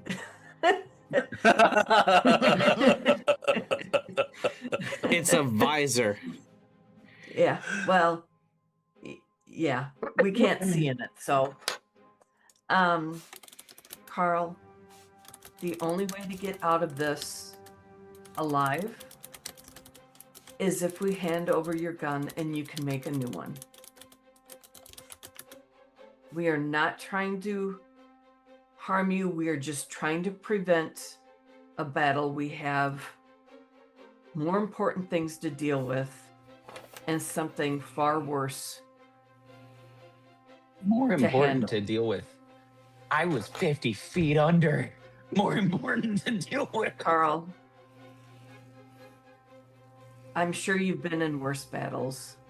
I've seen you go down in battle. I was in a battle where my entire team ignored me and then turned against me as soon as I got my footing back. Yeah. Never tried to been disarmed though. Looks over at Rundle. We have to defeat Osseo. That is far worse than this. Just hand over your gun. You can create a new one. And we all get out of this alive. Carl, I will point this out. If you want to, you may. But as a DM, I'm telling you this as well. Stuff like this, I always give the purview of the player who is controlling the character, not the group. This is not one of those group situations where it's all or nothing, nor is it something that has dire consequences in which I'm going to say, hey, the group is right and one person's wrong. This is not that case. Okay? Just so you know, there is an out for everyone here. Whatever you decide, I'm going to be backing you up on your decisions and how you feel Carl will feel and how they'll communicate. If you need any help in terms of communicating any thoughts and ideas that Carl has, let me know. More than happy to help you communicate ideas. But the decision is ultimately always going to be yours. No one's going to be able to force you to do stuff unless they physically force you to do stuff, which even then will go to a consent talk. Because again, people can't, we are a non-PvP thing, and if we get into that level, we need to have that talk. So, Fair enough. Aelith has presented you with the fact that you have bigger fish to fry than this whole thing. Your gun is not sentimental, and your pride is not worth us losing this war against Osseo for, I think is the gist of what Aelith is saying. Carl will stop flailing finally and try to stand up and just kind of like, regain composure. It's hard while Biratar is like, but yeah, you're kind of like, but you seem relaxed, but you're at attention, you know what I mean? You're not like slumped or anything. Is that? Yeah. Is Bill still like holding Carl? Like, is it like around, like bear hugging? Is it like grabbing his wrists or like his forearm? Like how exactly is? The thing of it is, if you're in a bar brawl, basically, Bill was trying to basically restrain you and hold you back from wading in and getting basically beat the shit up. That's the thing of it is, Bill was holding you at that sort of stage. Gotcha. So just like physically, just for like, so I understand how Carl's moving. Is it like a bear hug or like holding back the shoulder sort of thing? Oh, I would say at the height difference and stuff like that, it would definitely be a submission hold. So like arm locked and like various joints that have been basically restrained to prevent you from doing anything other than moving.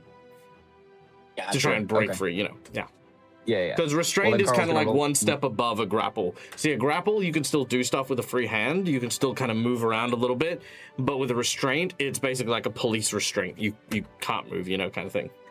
Gotcha. Well, then Carl's going to relax as much as he possibly can. Sure.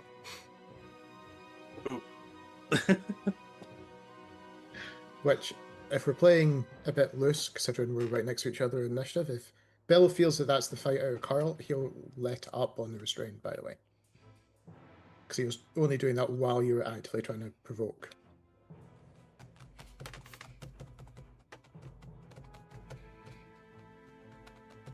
And Aelith is just going to stand right in front in case he decides to shoot, because she wants to be this barrier. Okay, sure. And Rongo will say, I'm sorry I tried to steal from you. Okay. So wait, whose turn?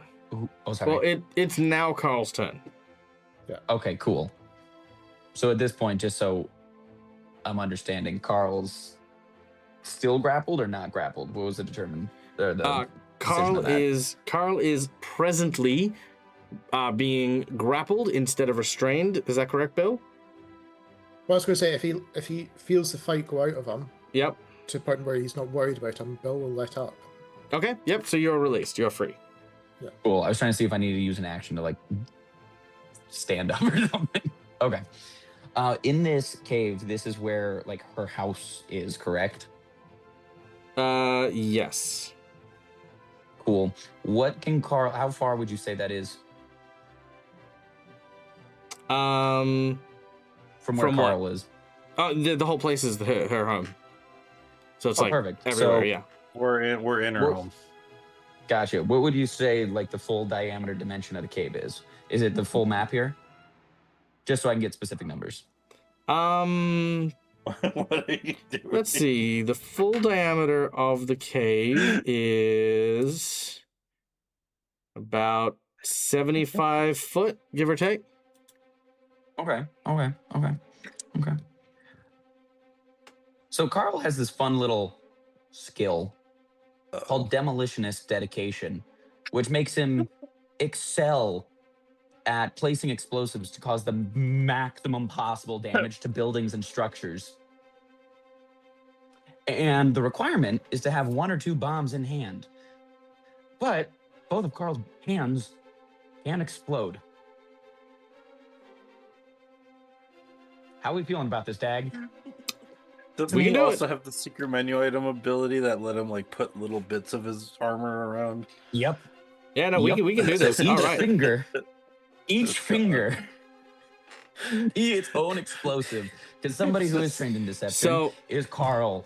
okay, so I'll So now- need. Okay, so I'm gonna need a hero point for this one because it's Oh, not yeah. designed to destroy. Like for example, it's 2 actions to use the ability once. You know what I mean?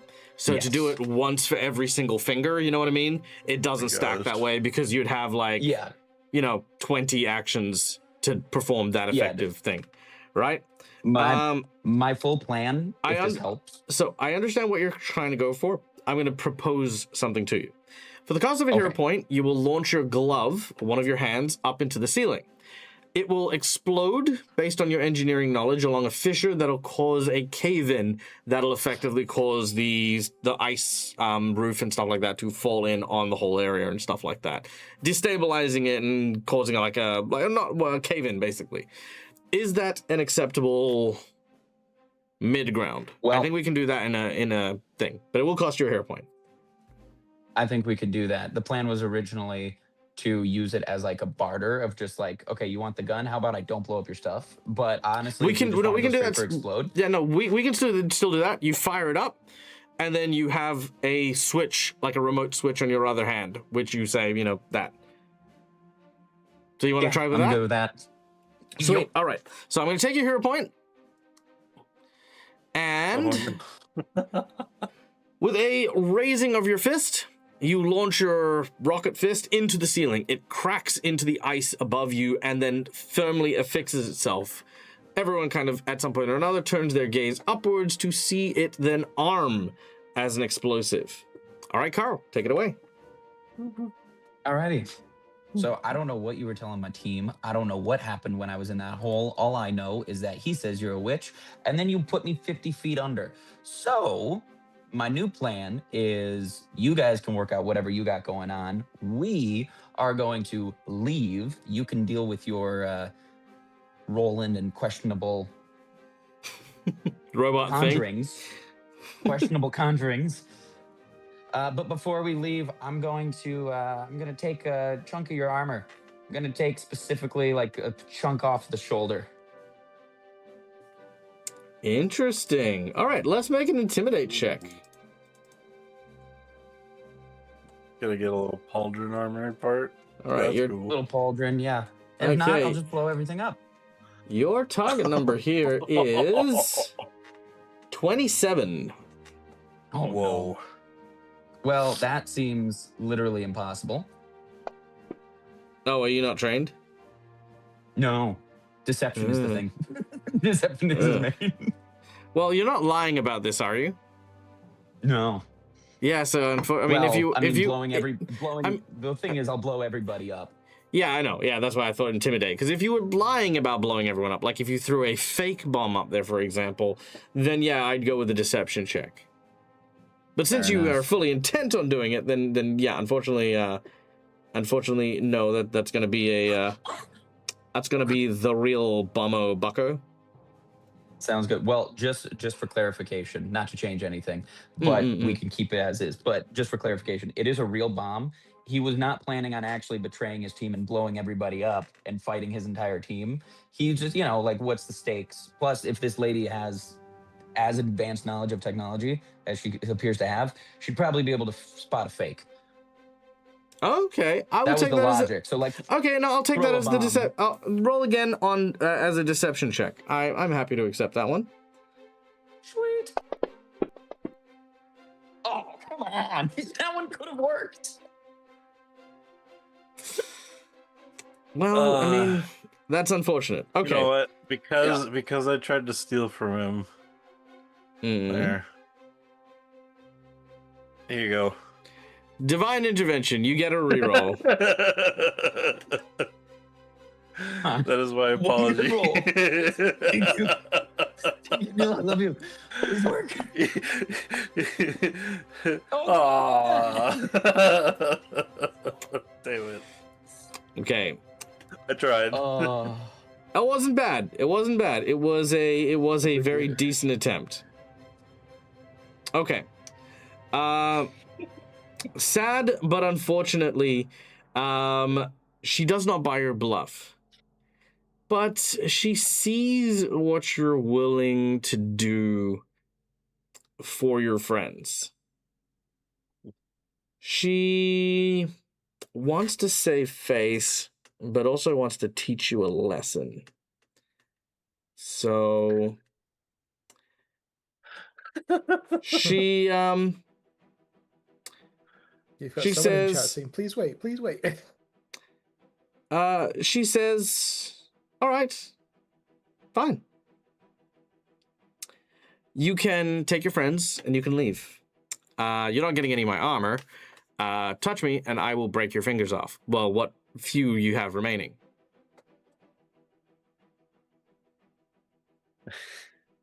All right, Carl, just kind of look around to the group then, get a consensus, and just kind of start gesturing everybody to like shimmy towards the exit that was at the back of the cave that could get us back up to the sled.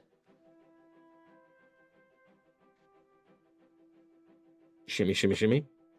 What are the Yeah, thoughts? Carl's just gesturing to shimmy. And Make sure you oh yeah, I guess I follow. should respond to the actual person. I was like, fine, fair enough. Once we make it out of here safely, I will not blow up your cave, and we'll be on our way. And you can deal with your lover's quarrel, your love triangle here. Speaking of which, Roland is going to try and finish off the golem. Merciful Christ. All right, he Oh will my fumble. gosh. Roland will... He can't attack until the next turn. He is exhausted. Can't attack with the same thing. So he's going to use his fist as he breaks his axe on the golem. Ah! Oh my god! No. Oh god, the reverse! Natural 1, natural 1, natural 20, natural 20, natural 20, natural 1. What are the actual what are the mathematical odds It's like of they that? were made for each other.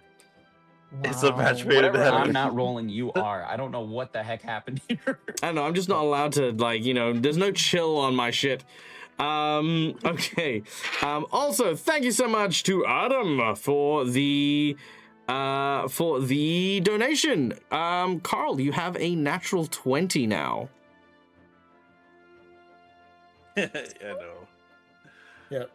Chat was going, wait, with all the messing on I think the... Adam wanted to Oh, give the sorry. 20 I for did the- not see that.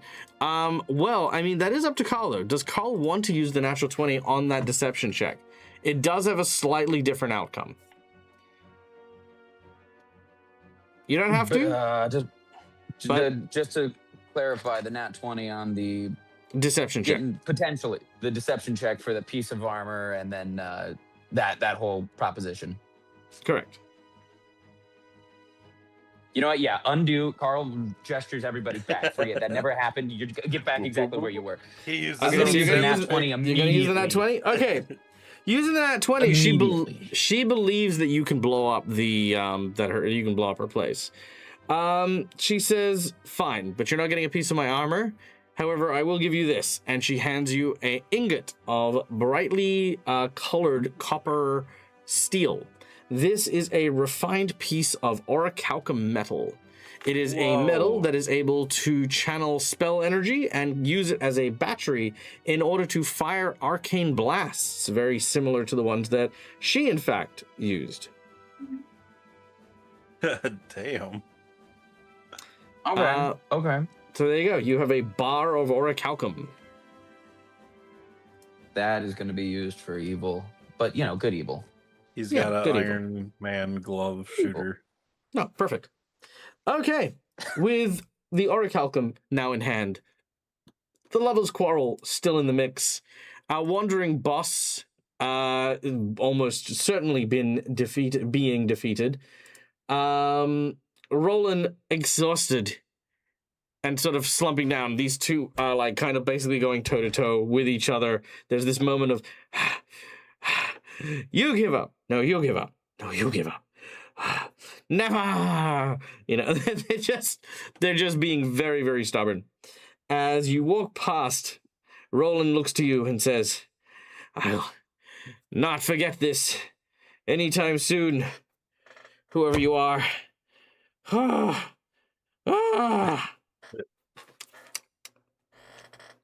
As he's just wiped out. And with that, our heroes leave the tunnel and return back out into the wild, where in which Ilkani has been waiting for you guys. A camp has been set out, and they are resting in some tents. Oh, hi everyone. Everything okay? Long story, but yes, everything is okay. Yeah, we had a time. Oh, that actually reminds me. And Carl looks at the kill switch that's still on his hand. Carl? Please don't do You it, just- Carl. Yeah, you just get a judgment stare from Bill as well. How far are we from this cave? Not too Asking far. for a friend. About 100 foot, give or take. Assuming you've like sort of gone up the hill towards the sled dogs. To like where the camp has been set up. and Yeah. everything. Yeah. It seems a Okay. bit against your whole thing to destroy technology.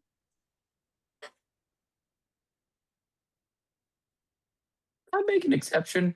You know. You don't You ever have been to. 50 feet? You've ever been 55 feet under ice? Just out of curiosity. Last time I was, I didn't have any lungs, so I don't think it affected me that much, but I think you also don't have lungs. True. Very true.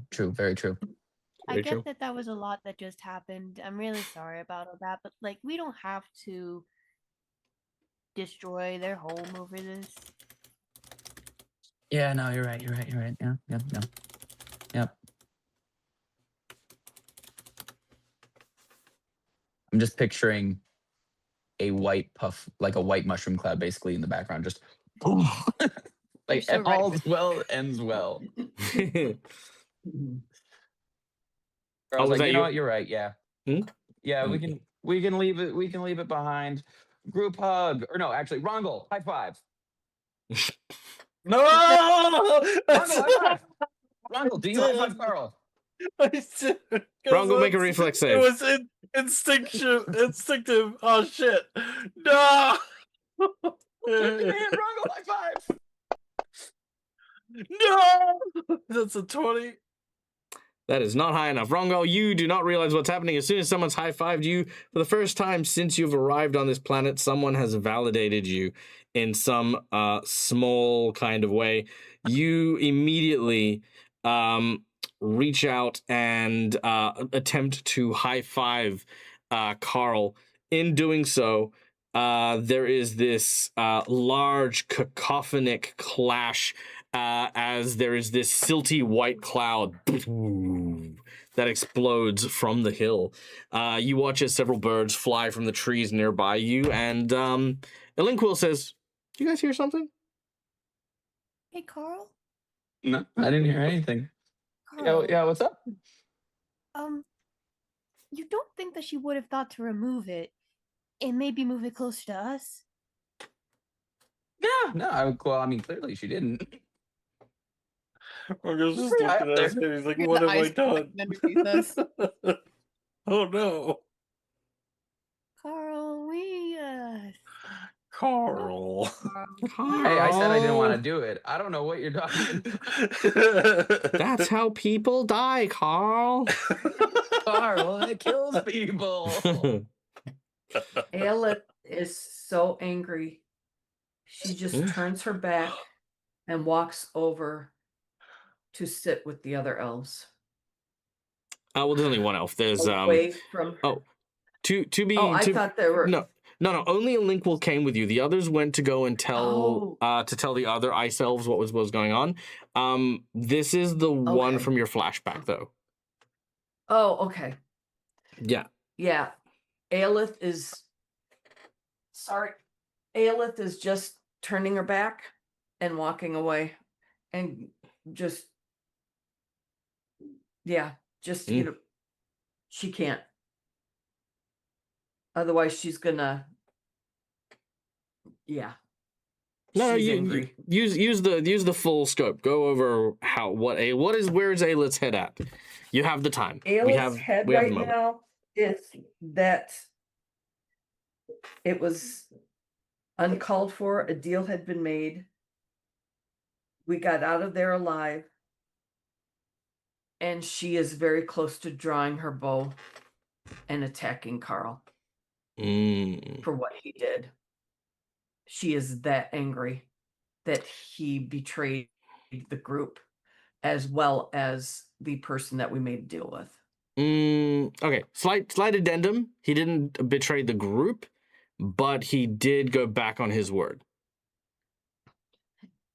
But in her mind, though, part of this whole deal was we got out of there without a fight, and she sees it as also a betrayal to the group.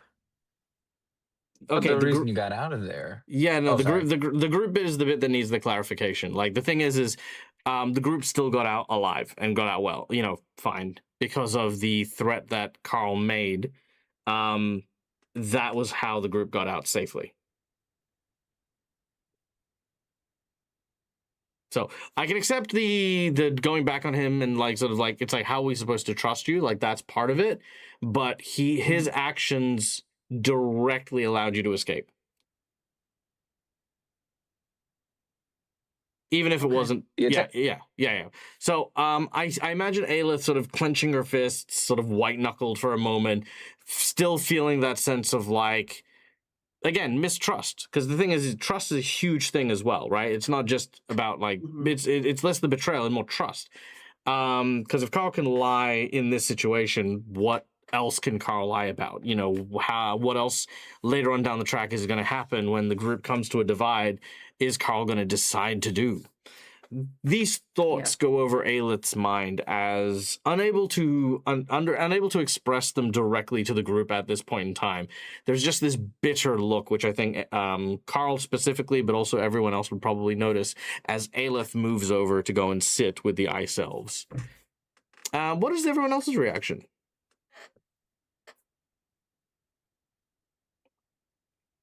Oh, Rongol was just thinking about how the fuck he didn't even think that was what Carl's plan was with the high five, and then it was too late, and he's just like, oh my god, what have I done? Carl, because this would have been the second person I possibly killed. Oh, that means your last name's Frost Giant now. Oh. Oh yeah. Okay, let me add that to my list. Frost. Carl's just gonna look over at Rongol, just like, we did it. And like Rongol's the only one that gave him any form of backup before he got plummeted into the hole. I mean, there was an attempt made to research. It's like step forward. Everybody else just attacked him. He's like, we made it out, team. Good job. 2 times. There's part of me that wants to slap you with the hand that caused me to explode the frost giant. But I will hold back as I'm like, my hand stings a bit because I slapped your metal glove. That's fair. That's fair. And Bill? Well, Bill has seen basically the two sides, but he's seen that look in Aelith before. Yes. Directed at him specifically. And Rongol at some point. I feel like Aelith's given this look to everyone at some point. Yeah, but I she don't had a know real Rongol. No, I think it was mainly Bill, because it was the whole embassy incident. Yeah. So Bill is going to use this opportunity and suggest a little moment at the side with Carl, as then he'll probably over the course of about 30 minutes or so regale him of the last time he saw that look on Aelith and the pain he endured trying to get back into her good graces to get that look off her face. As a little warning of things that potentially might come up. Alrighty. Carl will definitely remember that. Take note. He's also still. Carl will remember this. Think Doom's. Yeah, he will remember. He will remember. But also Carl's thinking like, okay, we did a good thing. We got the team out. We did it. And loot. but Carl does genuinely take a note of the vibes of the team, but also still. And how does Carl feel about the Oh. vibes of the team? Well, I will say Carl still hasn't gotten like. Basically, I mean, from his perspective, he was not purposefully targeted, but like the target got put on his back by the team, and then he got 60 feet under ice, and then was in a hole, fell down the hole again, got out of the hole, and then tried to retaliate, fight back, and then his entire team just kind of restrained him, and then tried to pickpocket him, and then tried to to just not let him fight back. So basically, Carl's just like, I don't know what just happened there, but he's figuring there was something that transpired in the hole, because after everything that they've been through, clearly they're not going to be against him, but also with things being where we are at the edge of the world, don't really know what's going on. So it's kind of a trust in the team, but also kind of reluctantly like, oh, what happens if the team just turns on him again in something more important? So he's hesitant, but still like not reluctantly trusting, but kind of like, okay, let's see. He's got a new thought that's crossed his mind now. He's questioning the team for the first time, and like, ooh, what if stuff goes down and they decide that Carl's not worth it? They all just turned immediately. Okay. I love this. I'm going to ask everyone if they have 15, 20 minutes tonight. I was actually going to ask, because I don't think I got to say how Viv felt, if Viv could talk to Carl, but I can save it. I will say save it for the time being, unless there's something specific Viv Carl related, only because I'm gonna do something here with that. I do want to give you an opportunity to have your reaction, but not necessarily a whole conversation with Carl. Yeah. Okay. So Viv, last but of course not least, the reaction to obviously everything that's transpired. Thank you, Adam. As long as you have 15 minutes, that's good.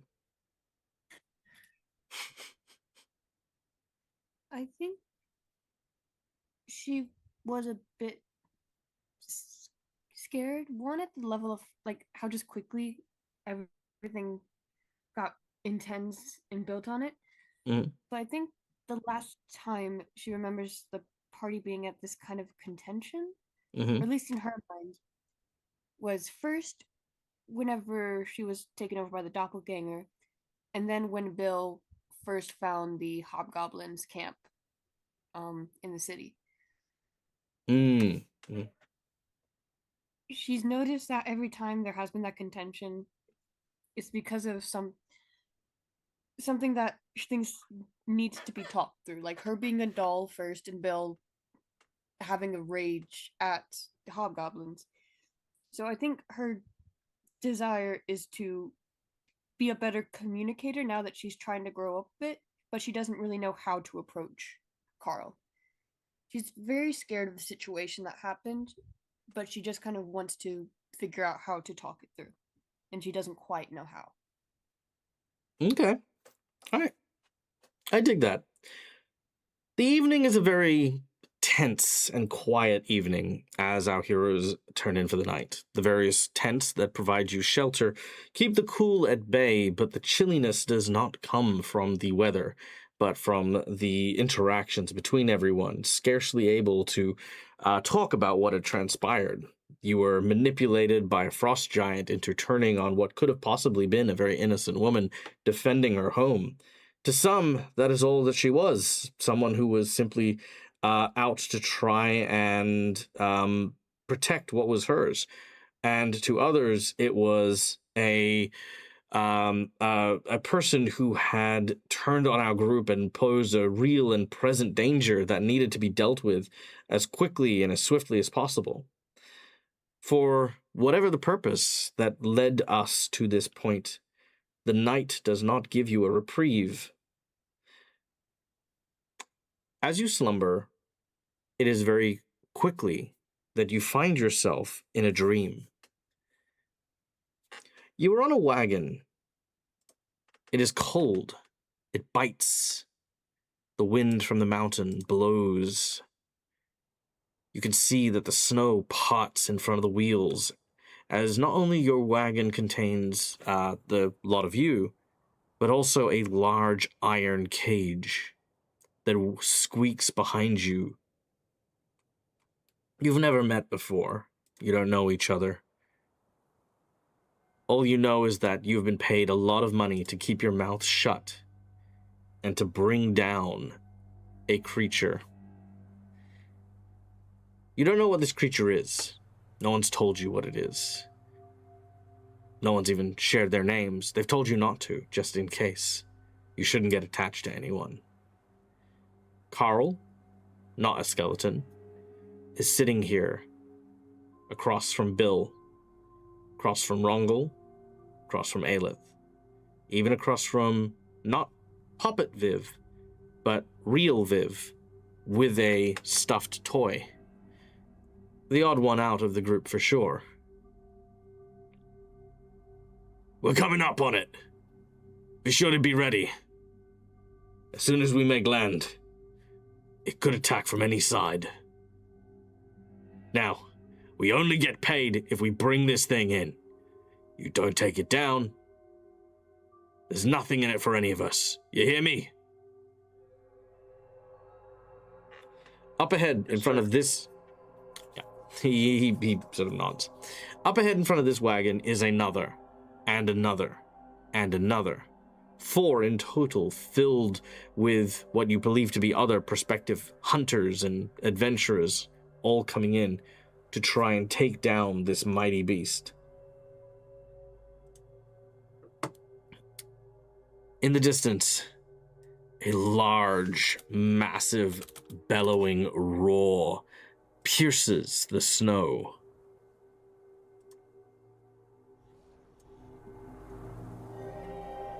One moment.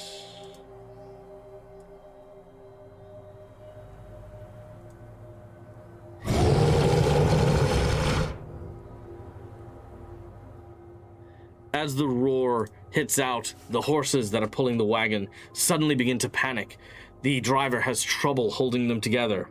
That's when you hear it. A thundering sound. And a huge crash.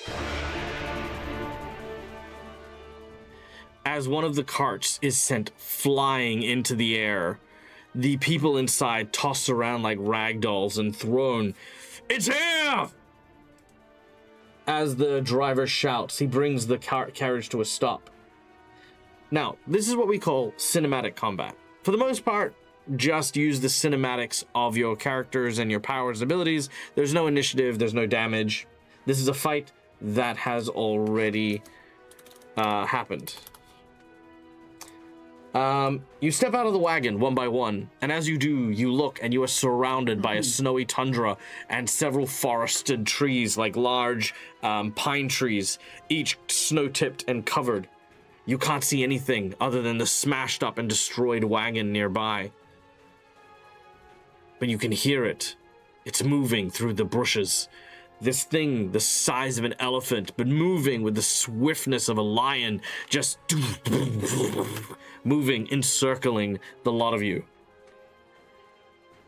You can, you know what? Let's roll. Let's have an initiative just so we have an order to go in. Carl, we'll start with you. What do you do as you disembark? Or am I going? No, I've already rolled gotcha. initiative. Yeah. Gotcha.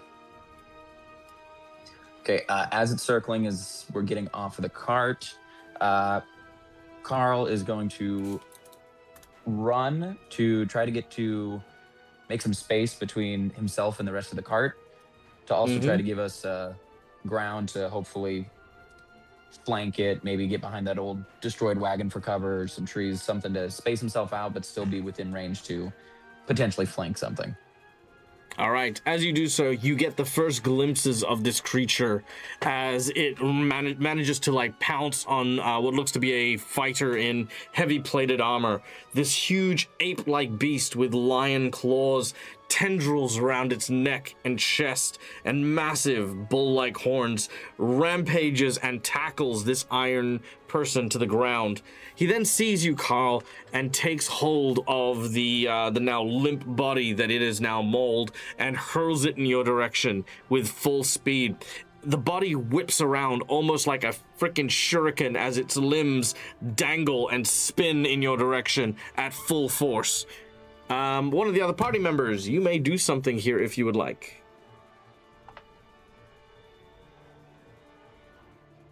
I think Rongo will try to immobilize it and use a scroll of some kind of So, person. Rongo, I love the energy.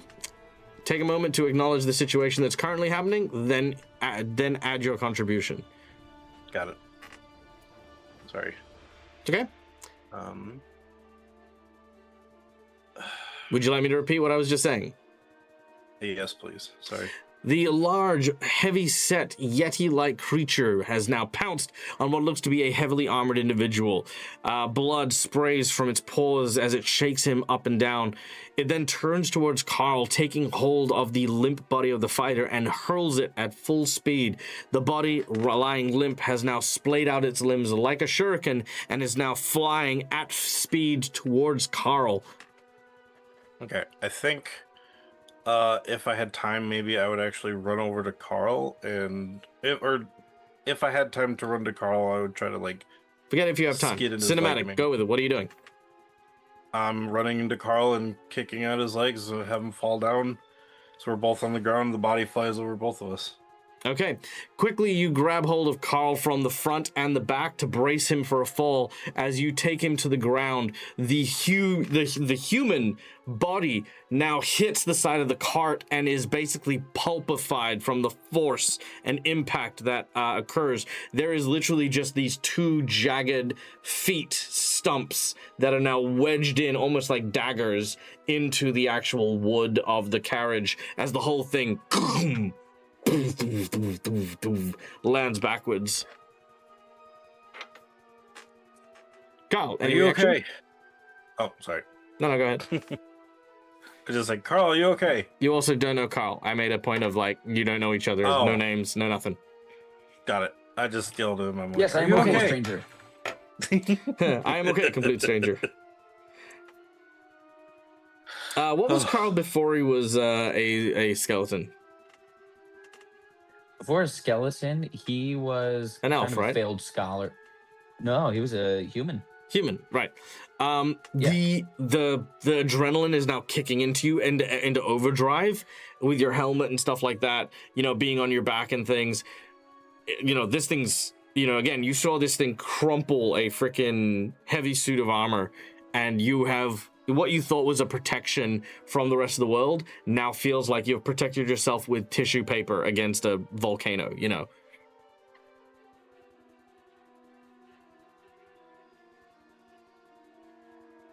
And Rongle is just and then Rongle has knocked you to the ground and asked if you're okay.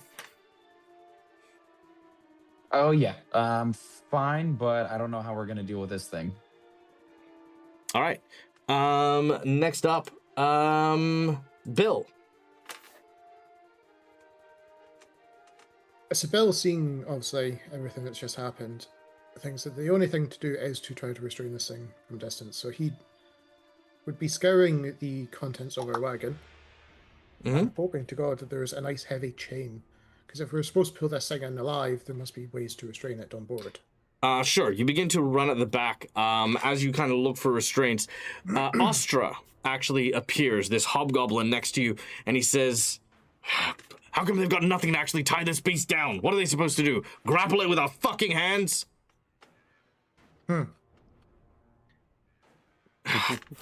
Dwarf.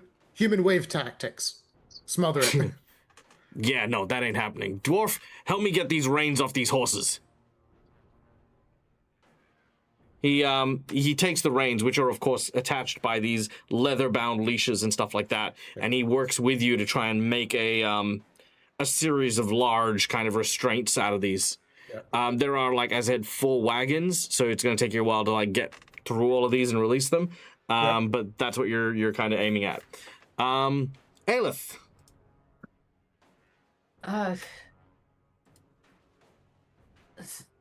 Taking the scene.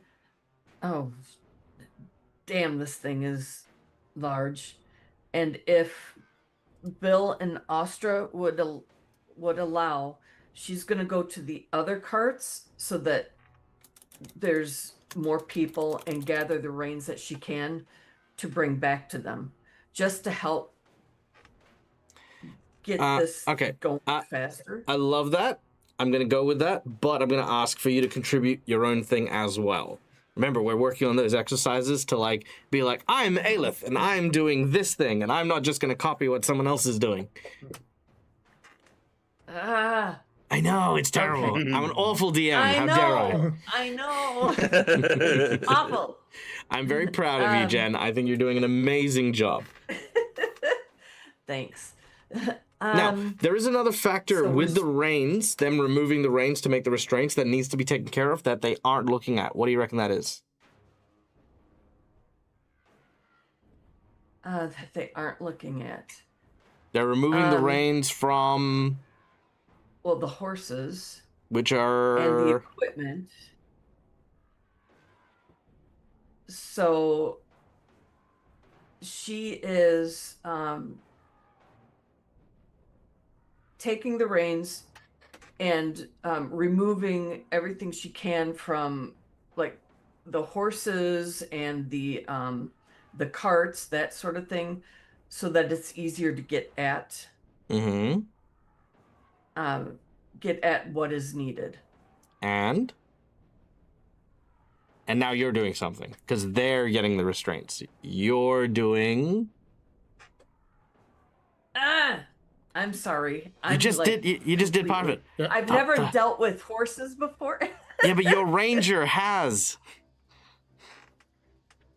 What do you want the horses to do? What could you potentially use the horses for? Escape. I mean, even just not trampling your own men is a good thing. Yeah. Yeah, she'll shoo them away. Okay. Avoiding people. Yep, you're trying to guide the horses away. As you do so, you kind of start clapping and you send the horses back running. One of the guards yells at you, "What are you doing? How are we supposed to drag this fucking thing once we catch it if all the horses are running off?" Where are the chains and restraints for it? Where are the restraints? Makeshift. Where are the restraints? We restrain it. Get in line and help us take this thing down. The driver then immediately is grabbed by not this green one, but another one. A second one of the... It's slightly smaller and white-furred as it jumps up and bam! Rips him in half. It breaks him and then just sort of like pours his entrails onto the snow as it then looks around.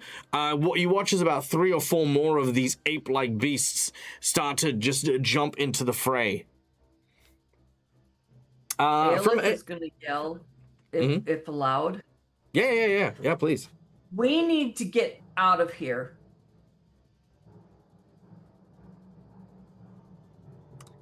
And then she's going to go to, then, as part of things, she's going to go and her next turn, get horses, leaving the stuff on so that they can escape.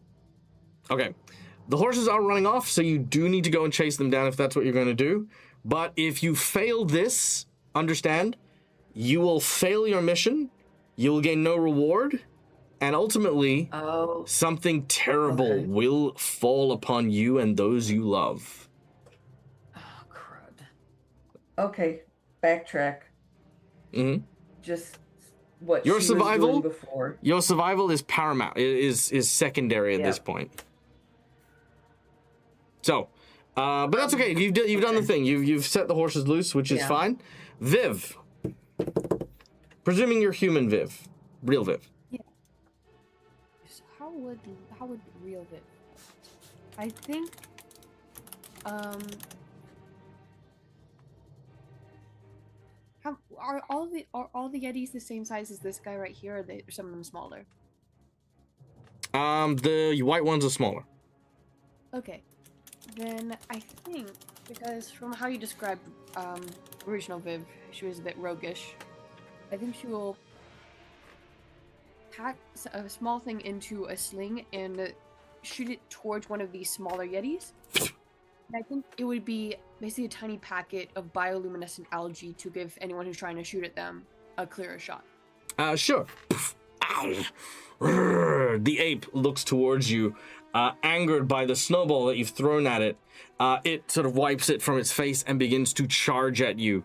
I will allow anyone except for Rongol to interject if they would like to.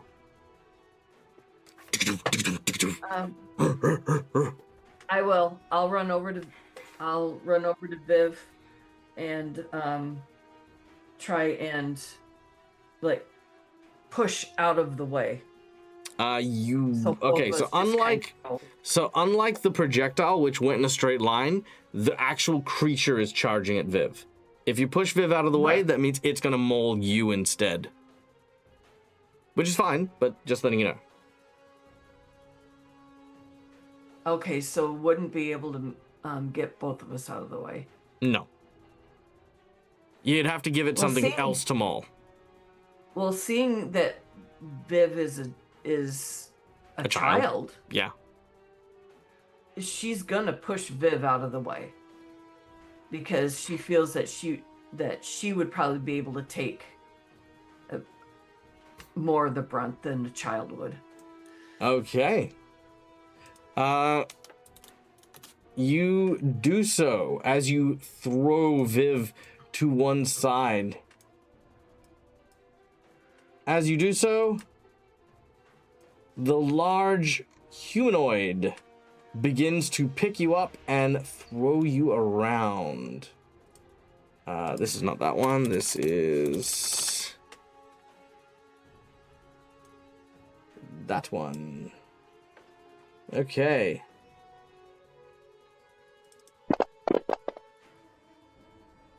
All right. It basically gores you as it knocks you to the ground, starts dragging you over the floor, and starts headbutting you into the snow. You feel the pressure and the weight of this large gorilla-like thing pushing you down as you grab onto the antlers that are on the top of its head. It is, again, just mauling the shit out of you. Carl, Birota, what are you guys doing? Sorry, let me rephrase. Are you guys going to do anything to try and help Aelith, who is pinned under this thing? Yeah, so Carl's going to run and try to, with his suit, jump onto its back and try to pull it off, basically. Like, just pull up on its arms and try to pull it over and just try to outstrength it, which probably isn't going to be the best idea. No, you grab up and your machine, the gyros, the torque is not enough to pull it entirely off, but it is starting to lift. It then just sort of like tries to like reach up to grab you, just leans forward, keeps trampling. Bilrata, you gonna add anything to this? I was going to say, if Bill's got the restraints, he can try tossing it. And if Aelith is on the ground and Carl is now pulling this thing off, he tosses the restraint to Aelith, ready to yank her out from underneath where this thing's beating down. All right, Aelith, you see a leather strap reach over to you. As Carl pulls its head back up, you see that rope just there. Yep, she'll grab a hold of it. All right, you do so. As you do so, you're pulled backwards and away from the creature as the creature then uses its backhand and launches Carl. This is one of the small white yetis. It turns and it tries to go for Viv. Viv, thankfully you have cover thanks to where Aelith has pushed you underneath one of the carts if you wanted to go for that. Yeah, that sounds good. Okay, it reaches down, but it's too big to kind of get you. And that is when each of you see a figure standing atop one of the other carts nearby. It blows a massive horn, which causes pain to the Yeti creatures. They begin to retreat. There's a call, "After them, quick!" from the others.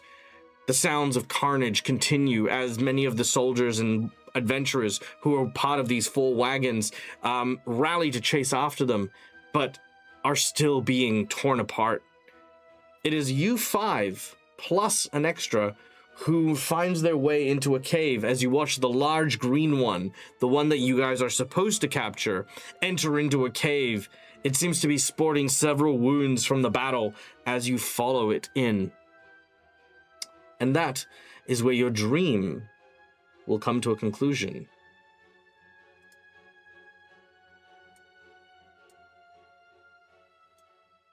As you all awaken, a shared vision between all of you.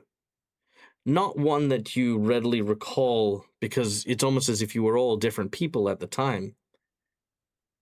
But a time where you now feel, each and every one of you, like you are closer than you were right now. The memories that you had taken from you, much like how Bilritar's memories of Ostra were taken, have also taken the knowledge of each other. The moments you guys had done to save each other when it truly mattered. Even Aelith, that recollection that Carl wrestled a Yeti with his bare hands to prevent it from ripping you to shreds. These feelings of betrayal and mistrust, they haven't gone away. They haven't disappeared. But it's almost as if some part of you is reminded that you're all missing pieces of yourself. You're all not whole, and that is the quest that you guys are on. Not to be heroes, not to prey upon the innocent or the wicked. Some of you may have been criminals, some of you may have been heroes, some of you may have been doctors or lawyers. But whatever the reason, whatever the rhyme, you're all missing a piece. Part of that piece is knowing that when times of trouble truly raise themselves, you do have each other's backs. If no one else, you guys have each other. And that is where we're going to end today's session. All right. Thank you very much, everyone, for today's game. I hope you guys enjoyed that. We're going to do a quick debrief because I like doing debriefs like this, especially for games like this. Now, I will point out that I was very acutely aware of the conflict that was arising from the situation that was happening. This is actually something, and I'm going to tell this specifically to Nomad, this is something that I think every player should experience at some point in their career as a player at a D&D table. And that is the moment where your feelings and your thoughts are not being accepted or heard by the entirety of the rest of the party. What do you do? Where do you go? What do you compromise? And at what point can you not compromise? It's an important part of every good table management, both for a GM and the players to experience. And I wanted to play it out here. And, you know, I want to thank everyone straight away because, again, we are all people and sometimes we have like our own creative ideas and stuff like that. There are conflicts, there are moments and stuff like that. And I'm glad you guys went on this journey with me without anyone getting angry or frustrated or anything like that. You guys were amazing. And I want to give you all full credit for that. And the full credit that I'm going to give you, in addition to the extra, the now secret menu item unlocked free archetype that each of you will now get. In addition to that, I am also going to level you guys up. Now, this is in advance. This is in advance to when you're supposed to level. But I am going to give it to you guys because I think it is so imperatively important that you guys experienced this and did this so well that I'm very, very proud of you guys as my players. And I'm really, really happy. I'm very, very energized for this. And I want to give you guys a sense of strength from having done this encounter today. So breaking it down, Carl, obviously you were relying on the group at the very, very start to help you stand up against this woman who very unreasonably turned on you. Now, yes, it was absolutely unreasonable because it was a channel point redeem, so conflict was arrived because that's simply how the narrative will go. She will come up with whatever justification she has for attacking Carl, and that is what she's going to do. Unfortunately, Carl, there is no stage whispering or stage asides for stuff like, hey, so do we kill them now? And now that we, it's like, yeah. And, the back and forth between you and Viv was, of course, heard, which is what sparked everything off, plus the donation. Which, of course, thank you, Cookie, for the donation. But when you turned to everyone and asked them for help, and everyone unanimously said no, that didn't get you out of trouble either. So not only did no one help you, but no one offered a way for you to get out of the situation you were in. You simply had to face it on your own and take your medicine, which, let's face it, that fucking sucks. Sucks when that happens, you know? Like, hey, this person's being unreasonable and I now have to take my medicine. You get knocked into the hole, you're frustrated, you're angry, you're like, fuck this bitch, what the hell? And when you jump out, they've, decided to go for a peaceful route and offer stuff from your character without your consent, right? This is a very important thing. Autonomy is very important for characters. Your accountability is important. Your responsibility is important.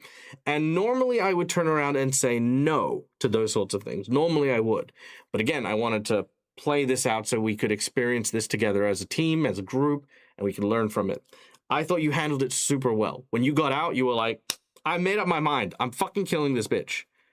And I was hoping that maybe there would be a divide, that some people would go, yeah, okay, I'm going to help Carl because we're not going to talk Carl out of it. But everyone was still adamant to not get into a fight, which is fine if that's what you guys want to do.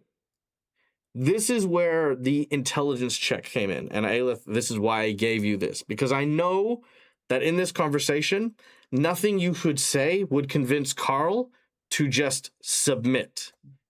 Because Carl as a person, as a character, would have to abandon his morals and ethics in order to then submit himself and prostrate himself to someone who is being unreasonable, especially someone who is being aggressive and unreasonable. To ask him to do that was a confrontation there. And Carl went, no. Well, actually, no. Carl went, yes, and then went, tee-hee-hee-hee-hee, which is also fine. That is entirely the thing. So I love that there was that reaction, that reaction as well and stuff like that. But you guys were also offered a few options for how to potentially diffuse the situation by keeping everyone together, right? Like that was an offer that you guys were given. If you whenever I give an offer like that, you don't have to take it, which you didn't, and I'm glad that you didn't. It's fine, plays out how it does. But I don't want to give you guys like no options whatsoever when those situations arrive. So just so you know, you have my back. I have your back when those things happen. Carl, brilliant idea. Blowing up this place, I'll threaten you, yada, yada, yada. Adam came in with a nat 20, let you guys use that, and lo and behold, we then go to the aftermath, which was, of course, where Carl had tricked Rongal into detonating the mountain, and, of course, burying the woman's home.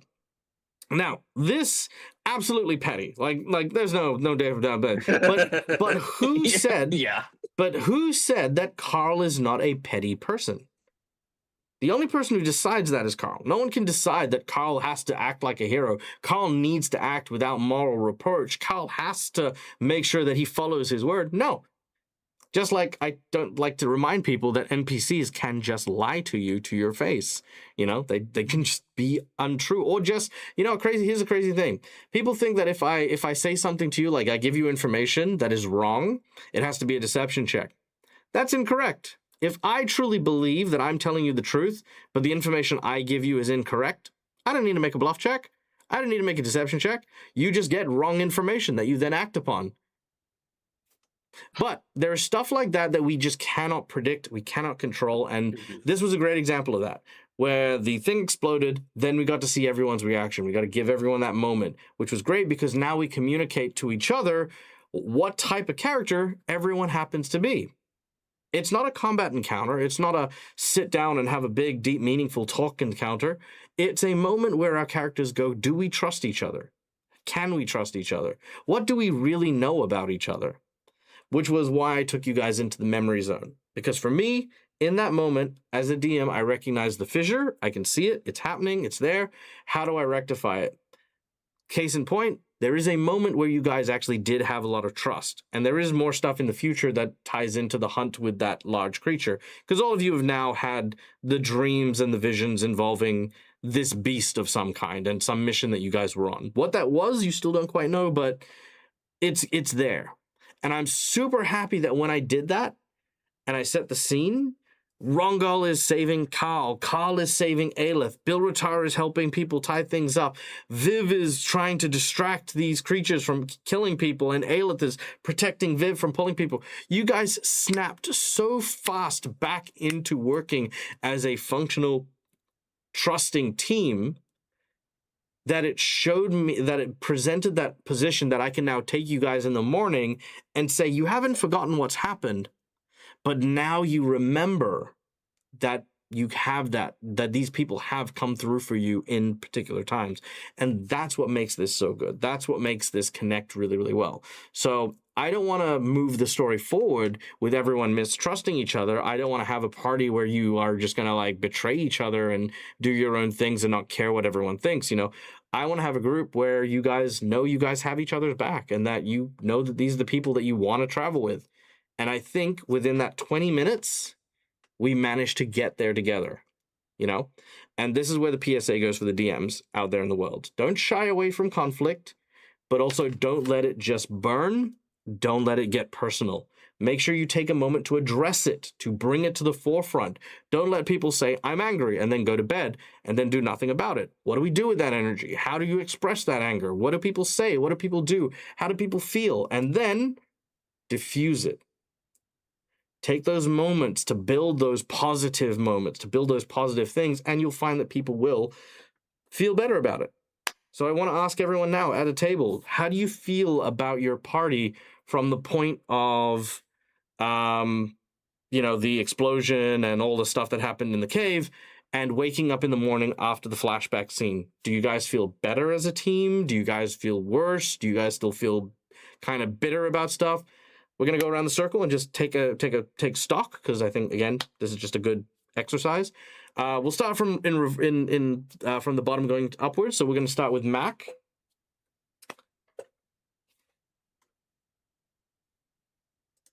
If Mac's still there.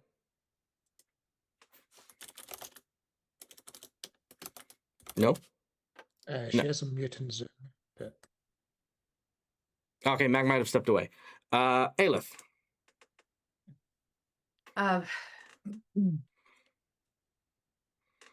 There is the conflict because this memory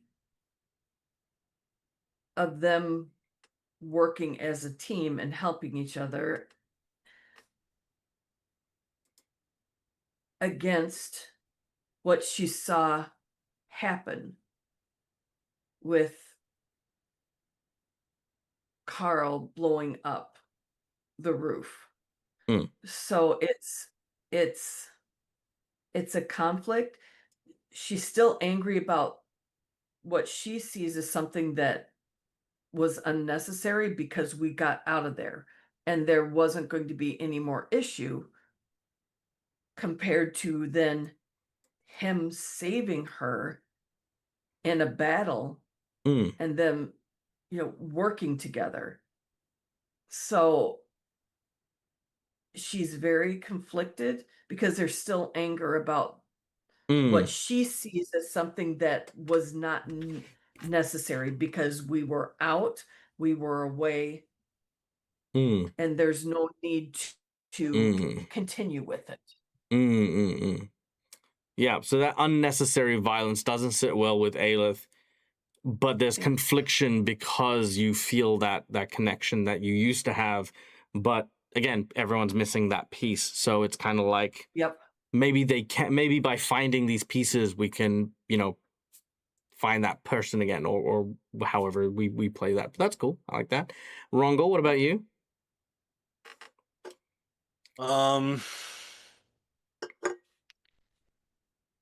You were used. Yeah. Honestly, he feels tricked.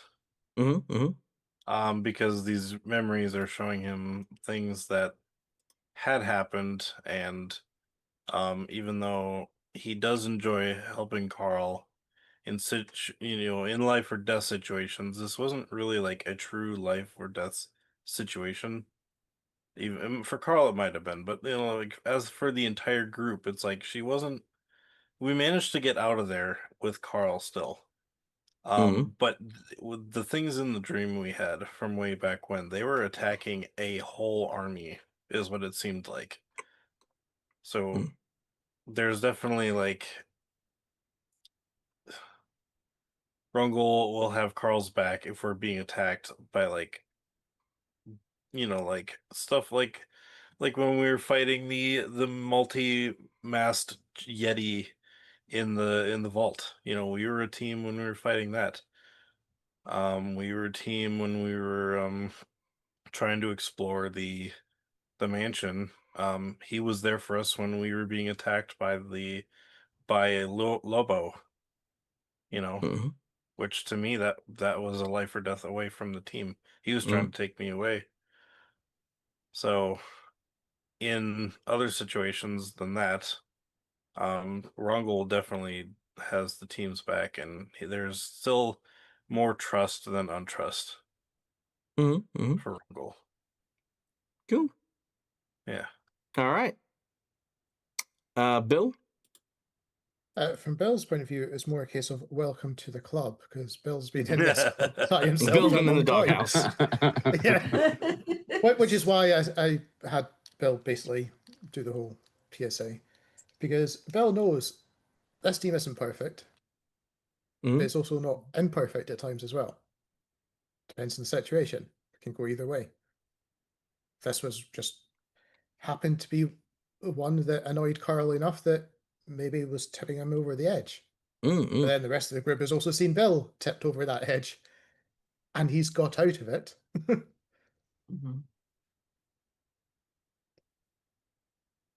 All right, I love that. Could very much also be like a could also very much be a haha, it's your turn tag. Pretty much, yeah. Yep, now Aelith hates you. Yep. Your turn to pass it on to Rongol next. Rongol is one of those things. It's just like, oh dear God, it's Rongol. And we've had a little bit. She's gotten angry at Rongol for the unnecessary killing of that band that showed us support. Oh, you weren't part of the group. I think. Oh, I've heard stories. Yeah, there's been stories. Yeah, there's but been stories. even Bill wasn't there. Yeah, no, it was Rongol. Rongol was the one who killed the man in the wheelchair. Yep. Yeah, this is colorful. Anyway, we'll come to that one later. Carl, what about yourself? Yeah, Carl's feeling pretty good. I mean, he definitely sees how things will be like perceived differently, but in his eyes, he's just like, well, that was a problem. Problem solved. Team got out. Everybody made it out safe. And then he had his own his own getting even for Bill's reference. The Carl being pushed over the edge. He was about 55 feet under the edge. It's fair. But yeah, no. I mean, all in all, Carl's still, especially after the dream sequence and everything, still looking out for the team. Still feels a little more confident about the team's ability to work together when needed. What about them having your back? Like, did the dream sequence help with that? It definitely, yeah. Like when needed, like life or death, if there's something there. Yeah, that seems like something Carl's going to be. Before it was kind of like he would still, trust the team, but he was a little more hesitant. Now he's kind of back to like, yeah, like shit hits a fan, you can trust him sort of thing. So he's bounced back from that. Like kind of more of like we have different morals, but when it comes to push comes to shove, we've got each other. Yeah. Yeah, they might not agree with the with the decisions, but we at least got each other's backs. Yeah. Nice. Love that. Okay. Do we have a Mac? Nope. Okay. That is okay. No, that's okay, Mac. All right. In which case, that will bring us to the end of today's game. We have gone a little bit over, so thank you everyone for sticking around. Like I said, I do like to, again, because actually, no, I'm going to be honest here. Because this is Nomad's first game, like actual first, like proper game and stuff like that, I did want to do this properly and give it the due care and attention as any good GM should. you know, and I'm glad you guys did this, and thank you for giving me your extra time. We will say farewell for the night and come back fresh as a daisy, and I hope you guys know that the guy who blew the horn, the mystery individual, will have that be Lucas's new character when he joins us next week as our player 6, so very, very keen to go check that out. So yeah, that'll be amazing. So thank you everyone for joining us. Thank you for being here. My name is Mark. I'm Dead Aussie Gamer. This is my place. This is my face. You can find it here a number of times during the week. We'll be back in like 7 hours or so for the No Place Like Home game. But until we meet again, stay safe, stay wonderful, be kind to each other because why the fuck not? It's free. And until we meet again, game hard or die trying. Peace out. Bye.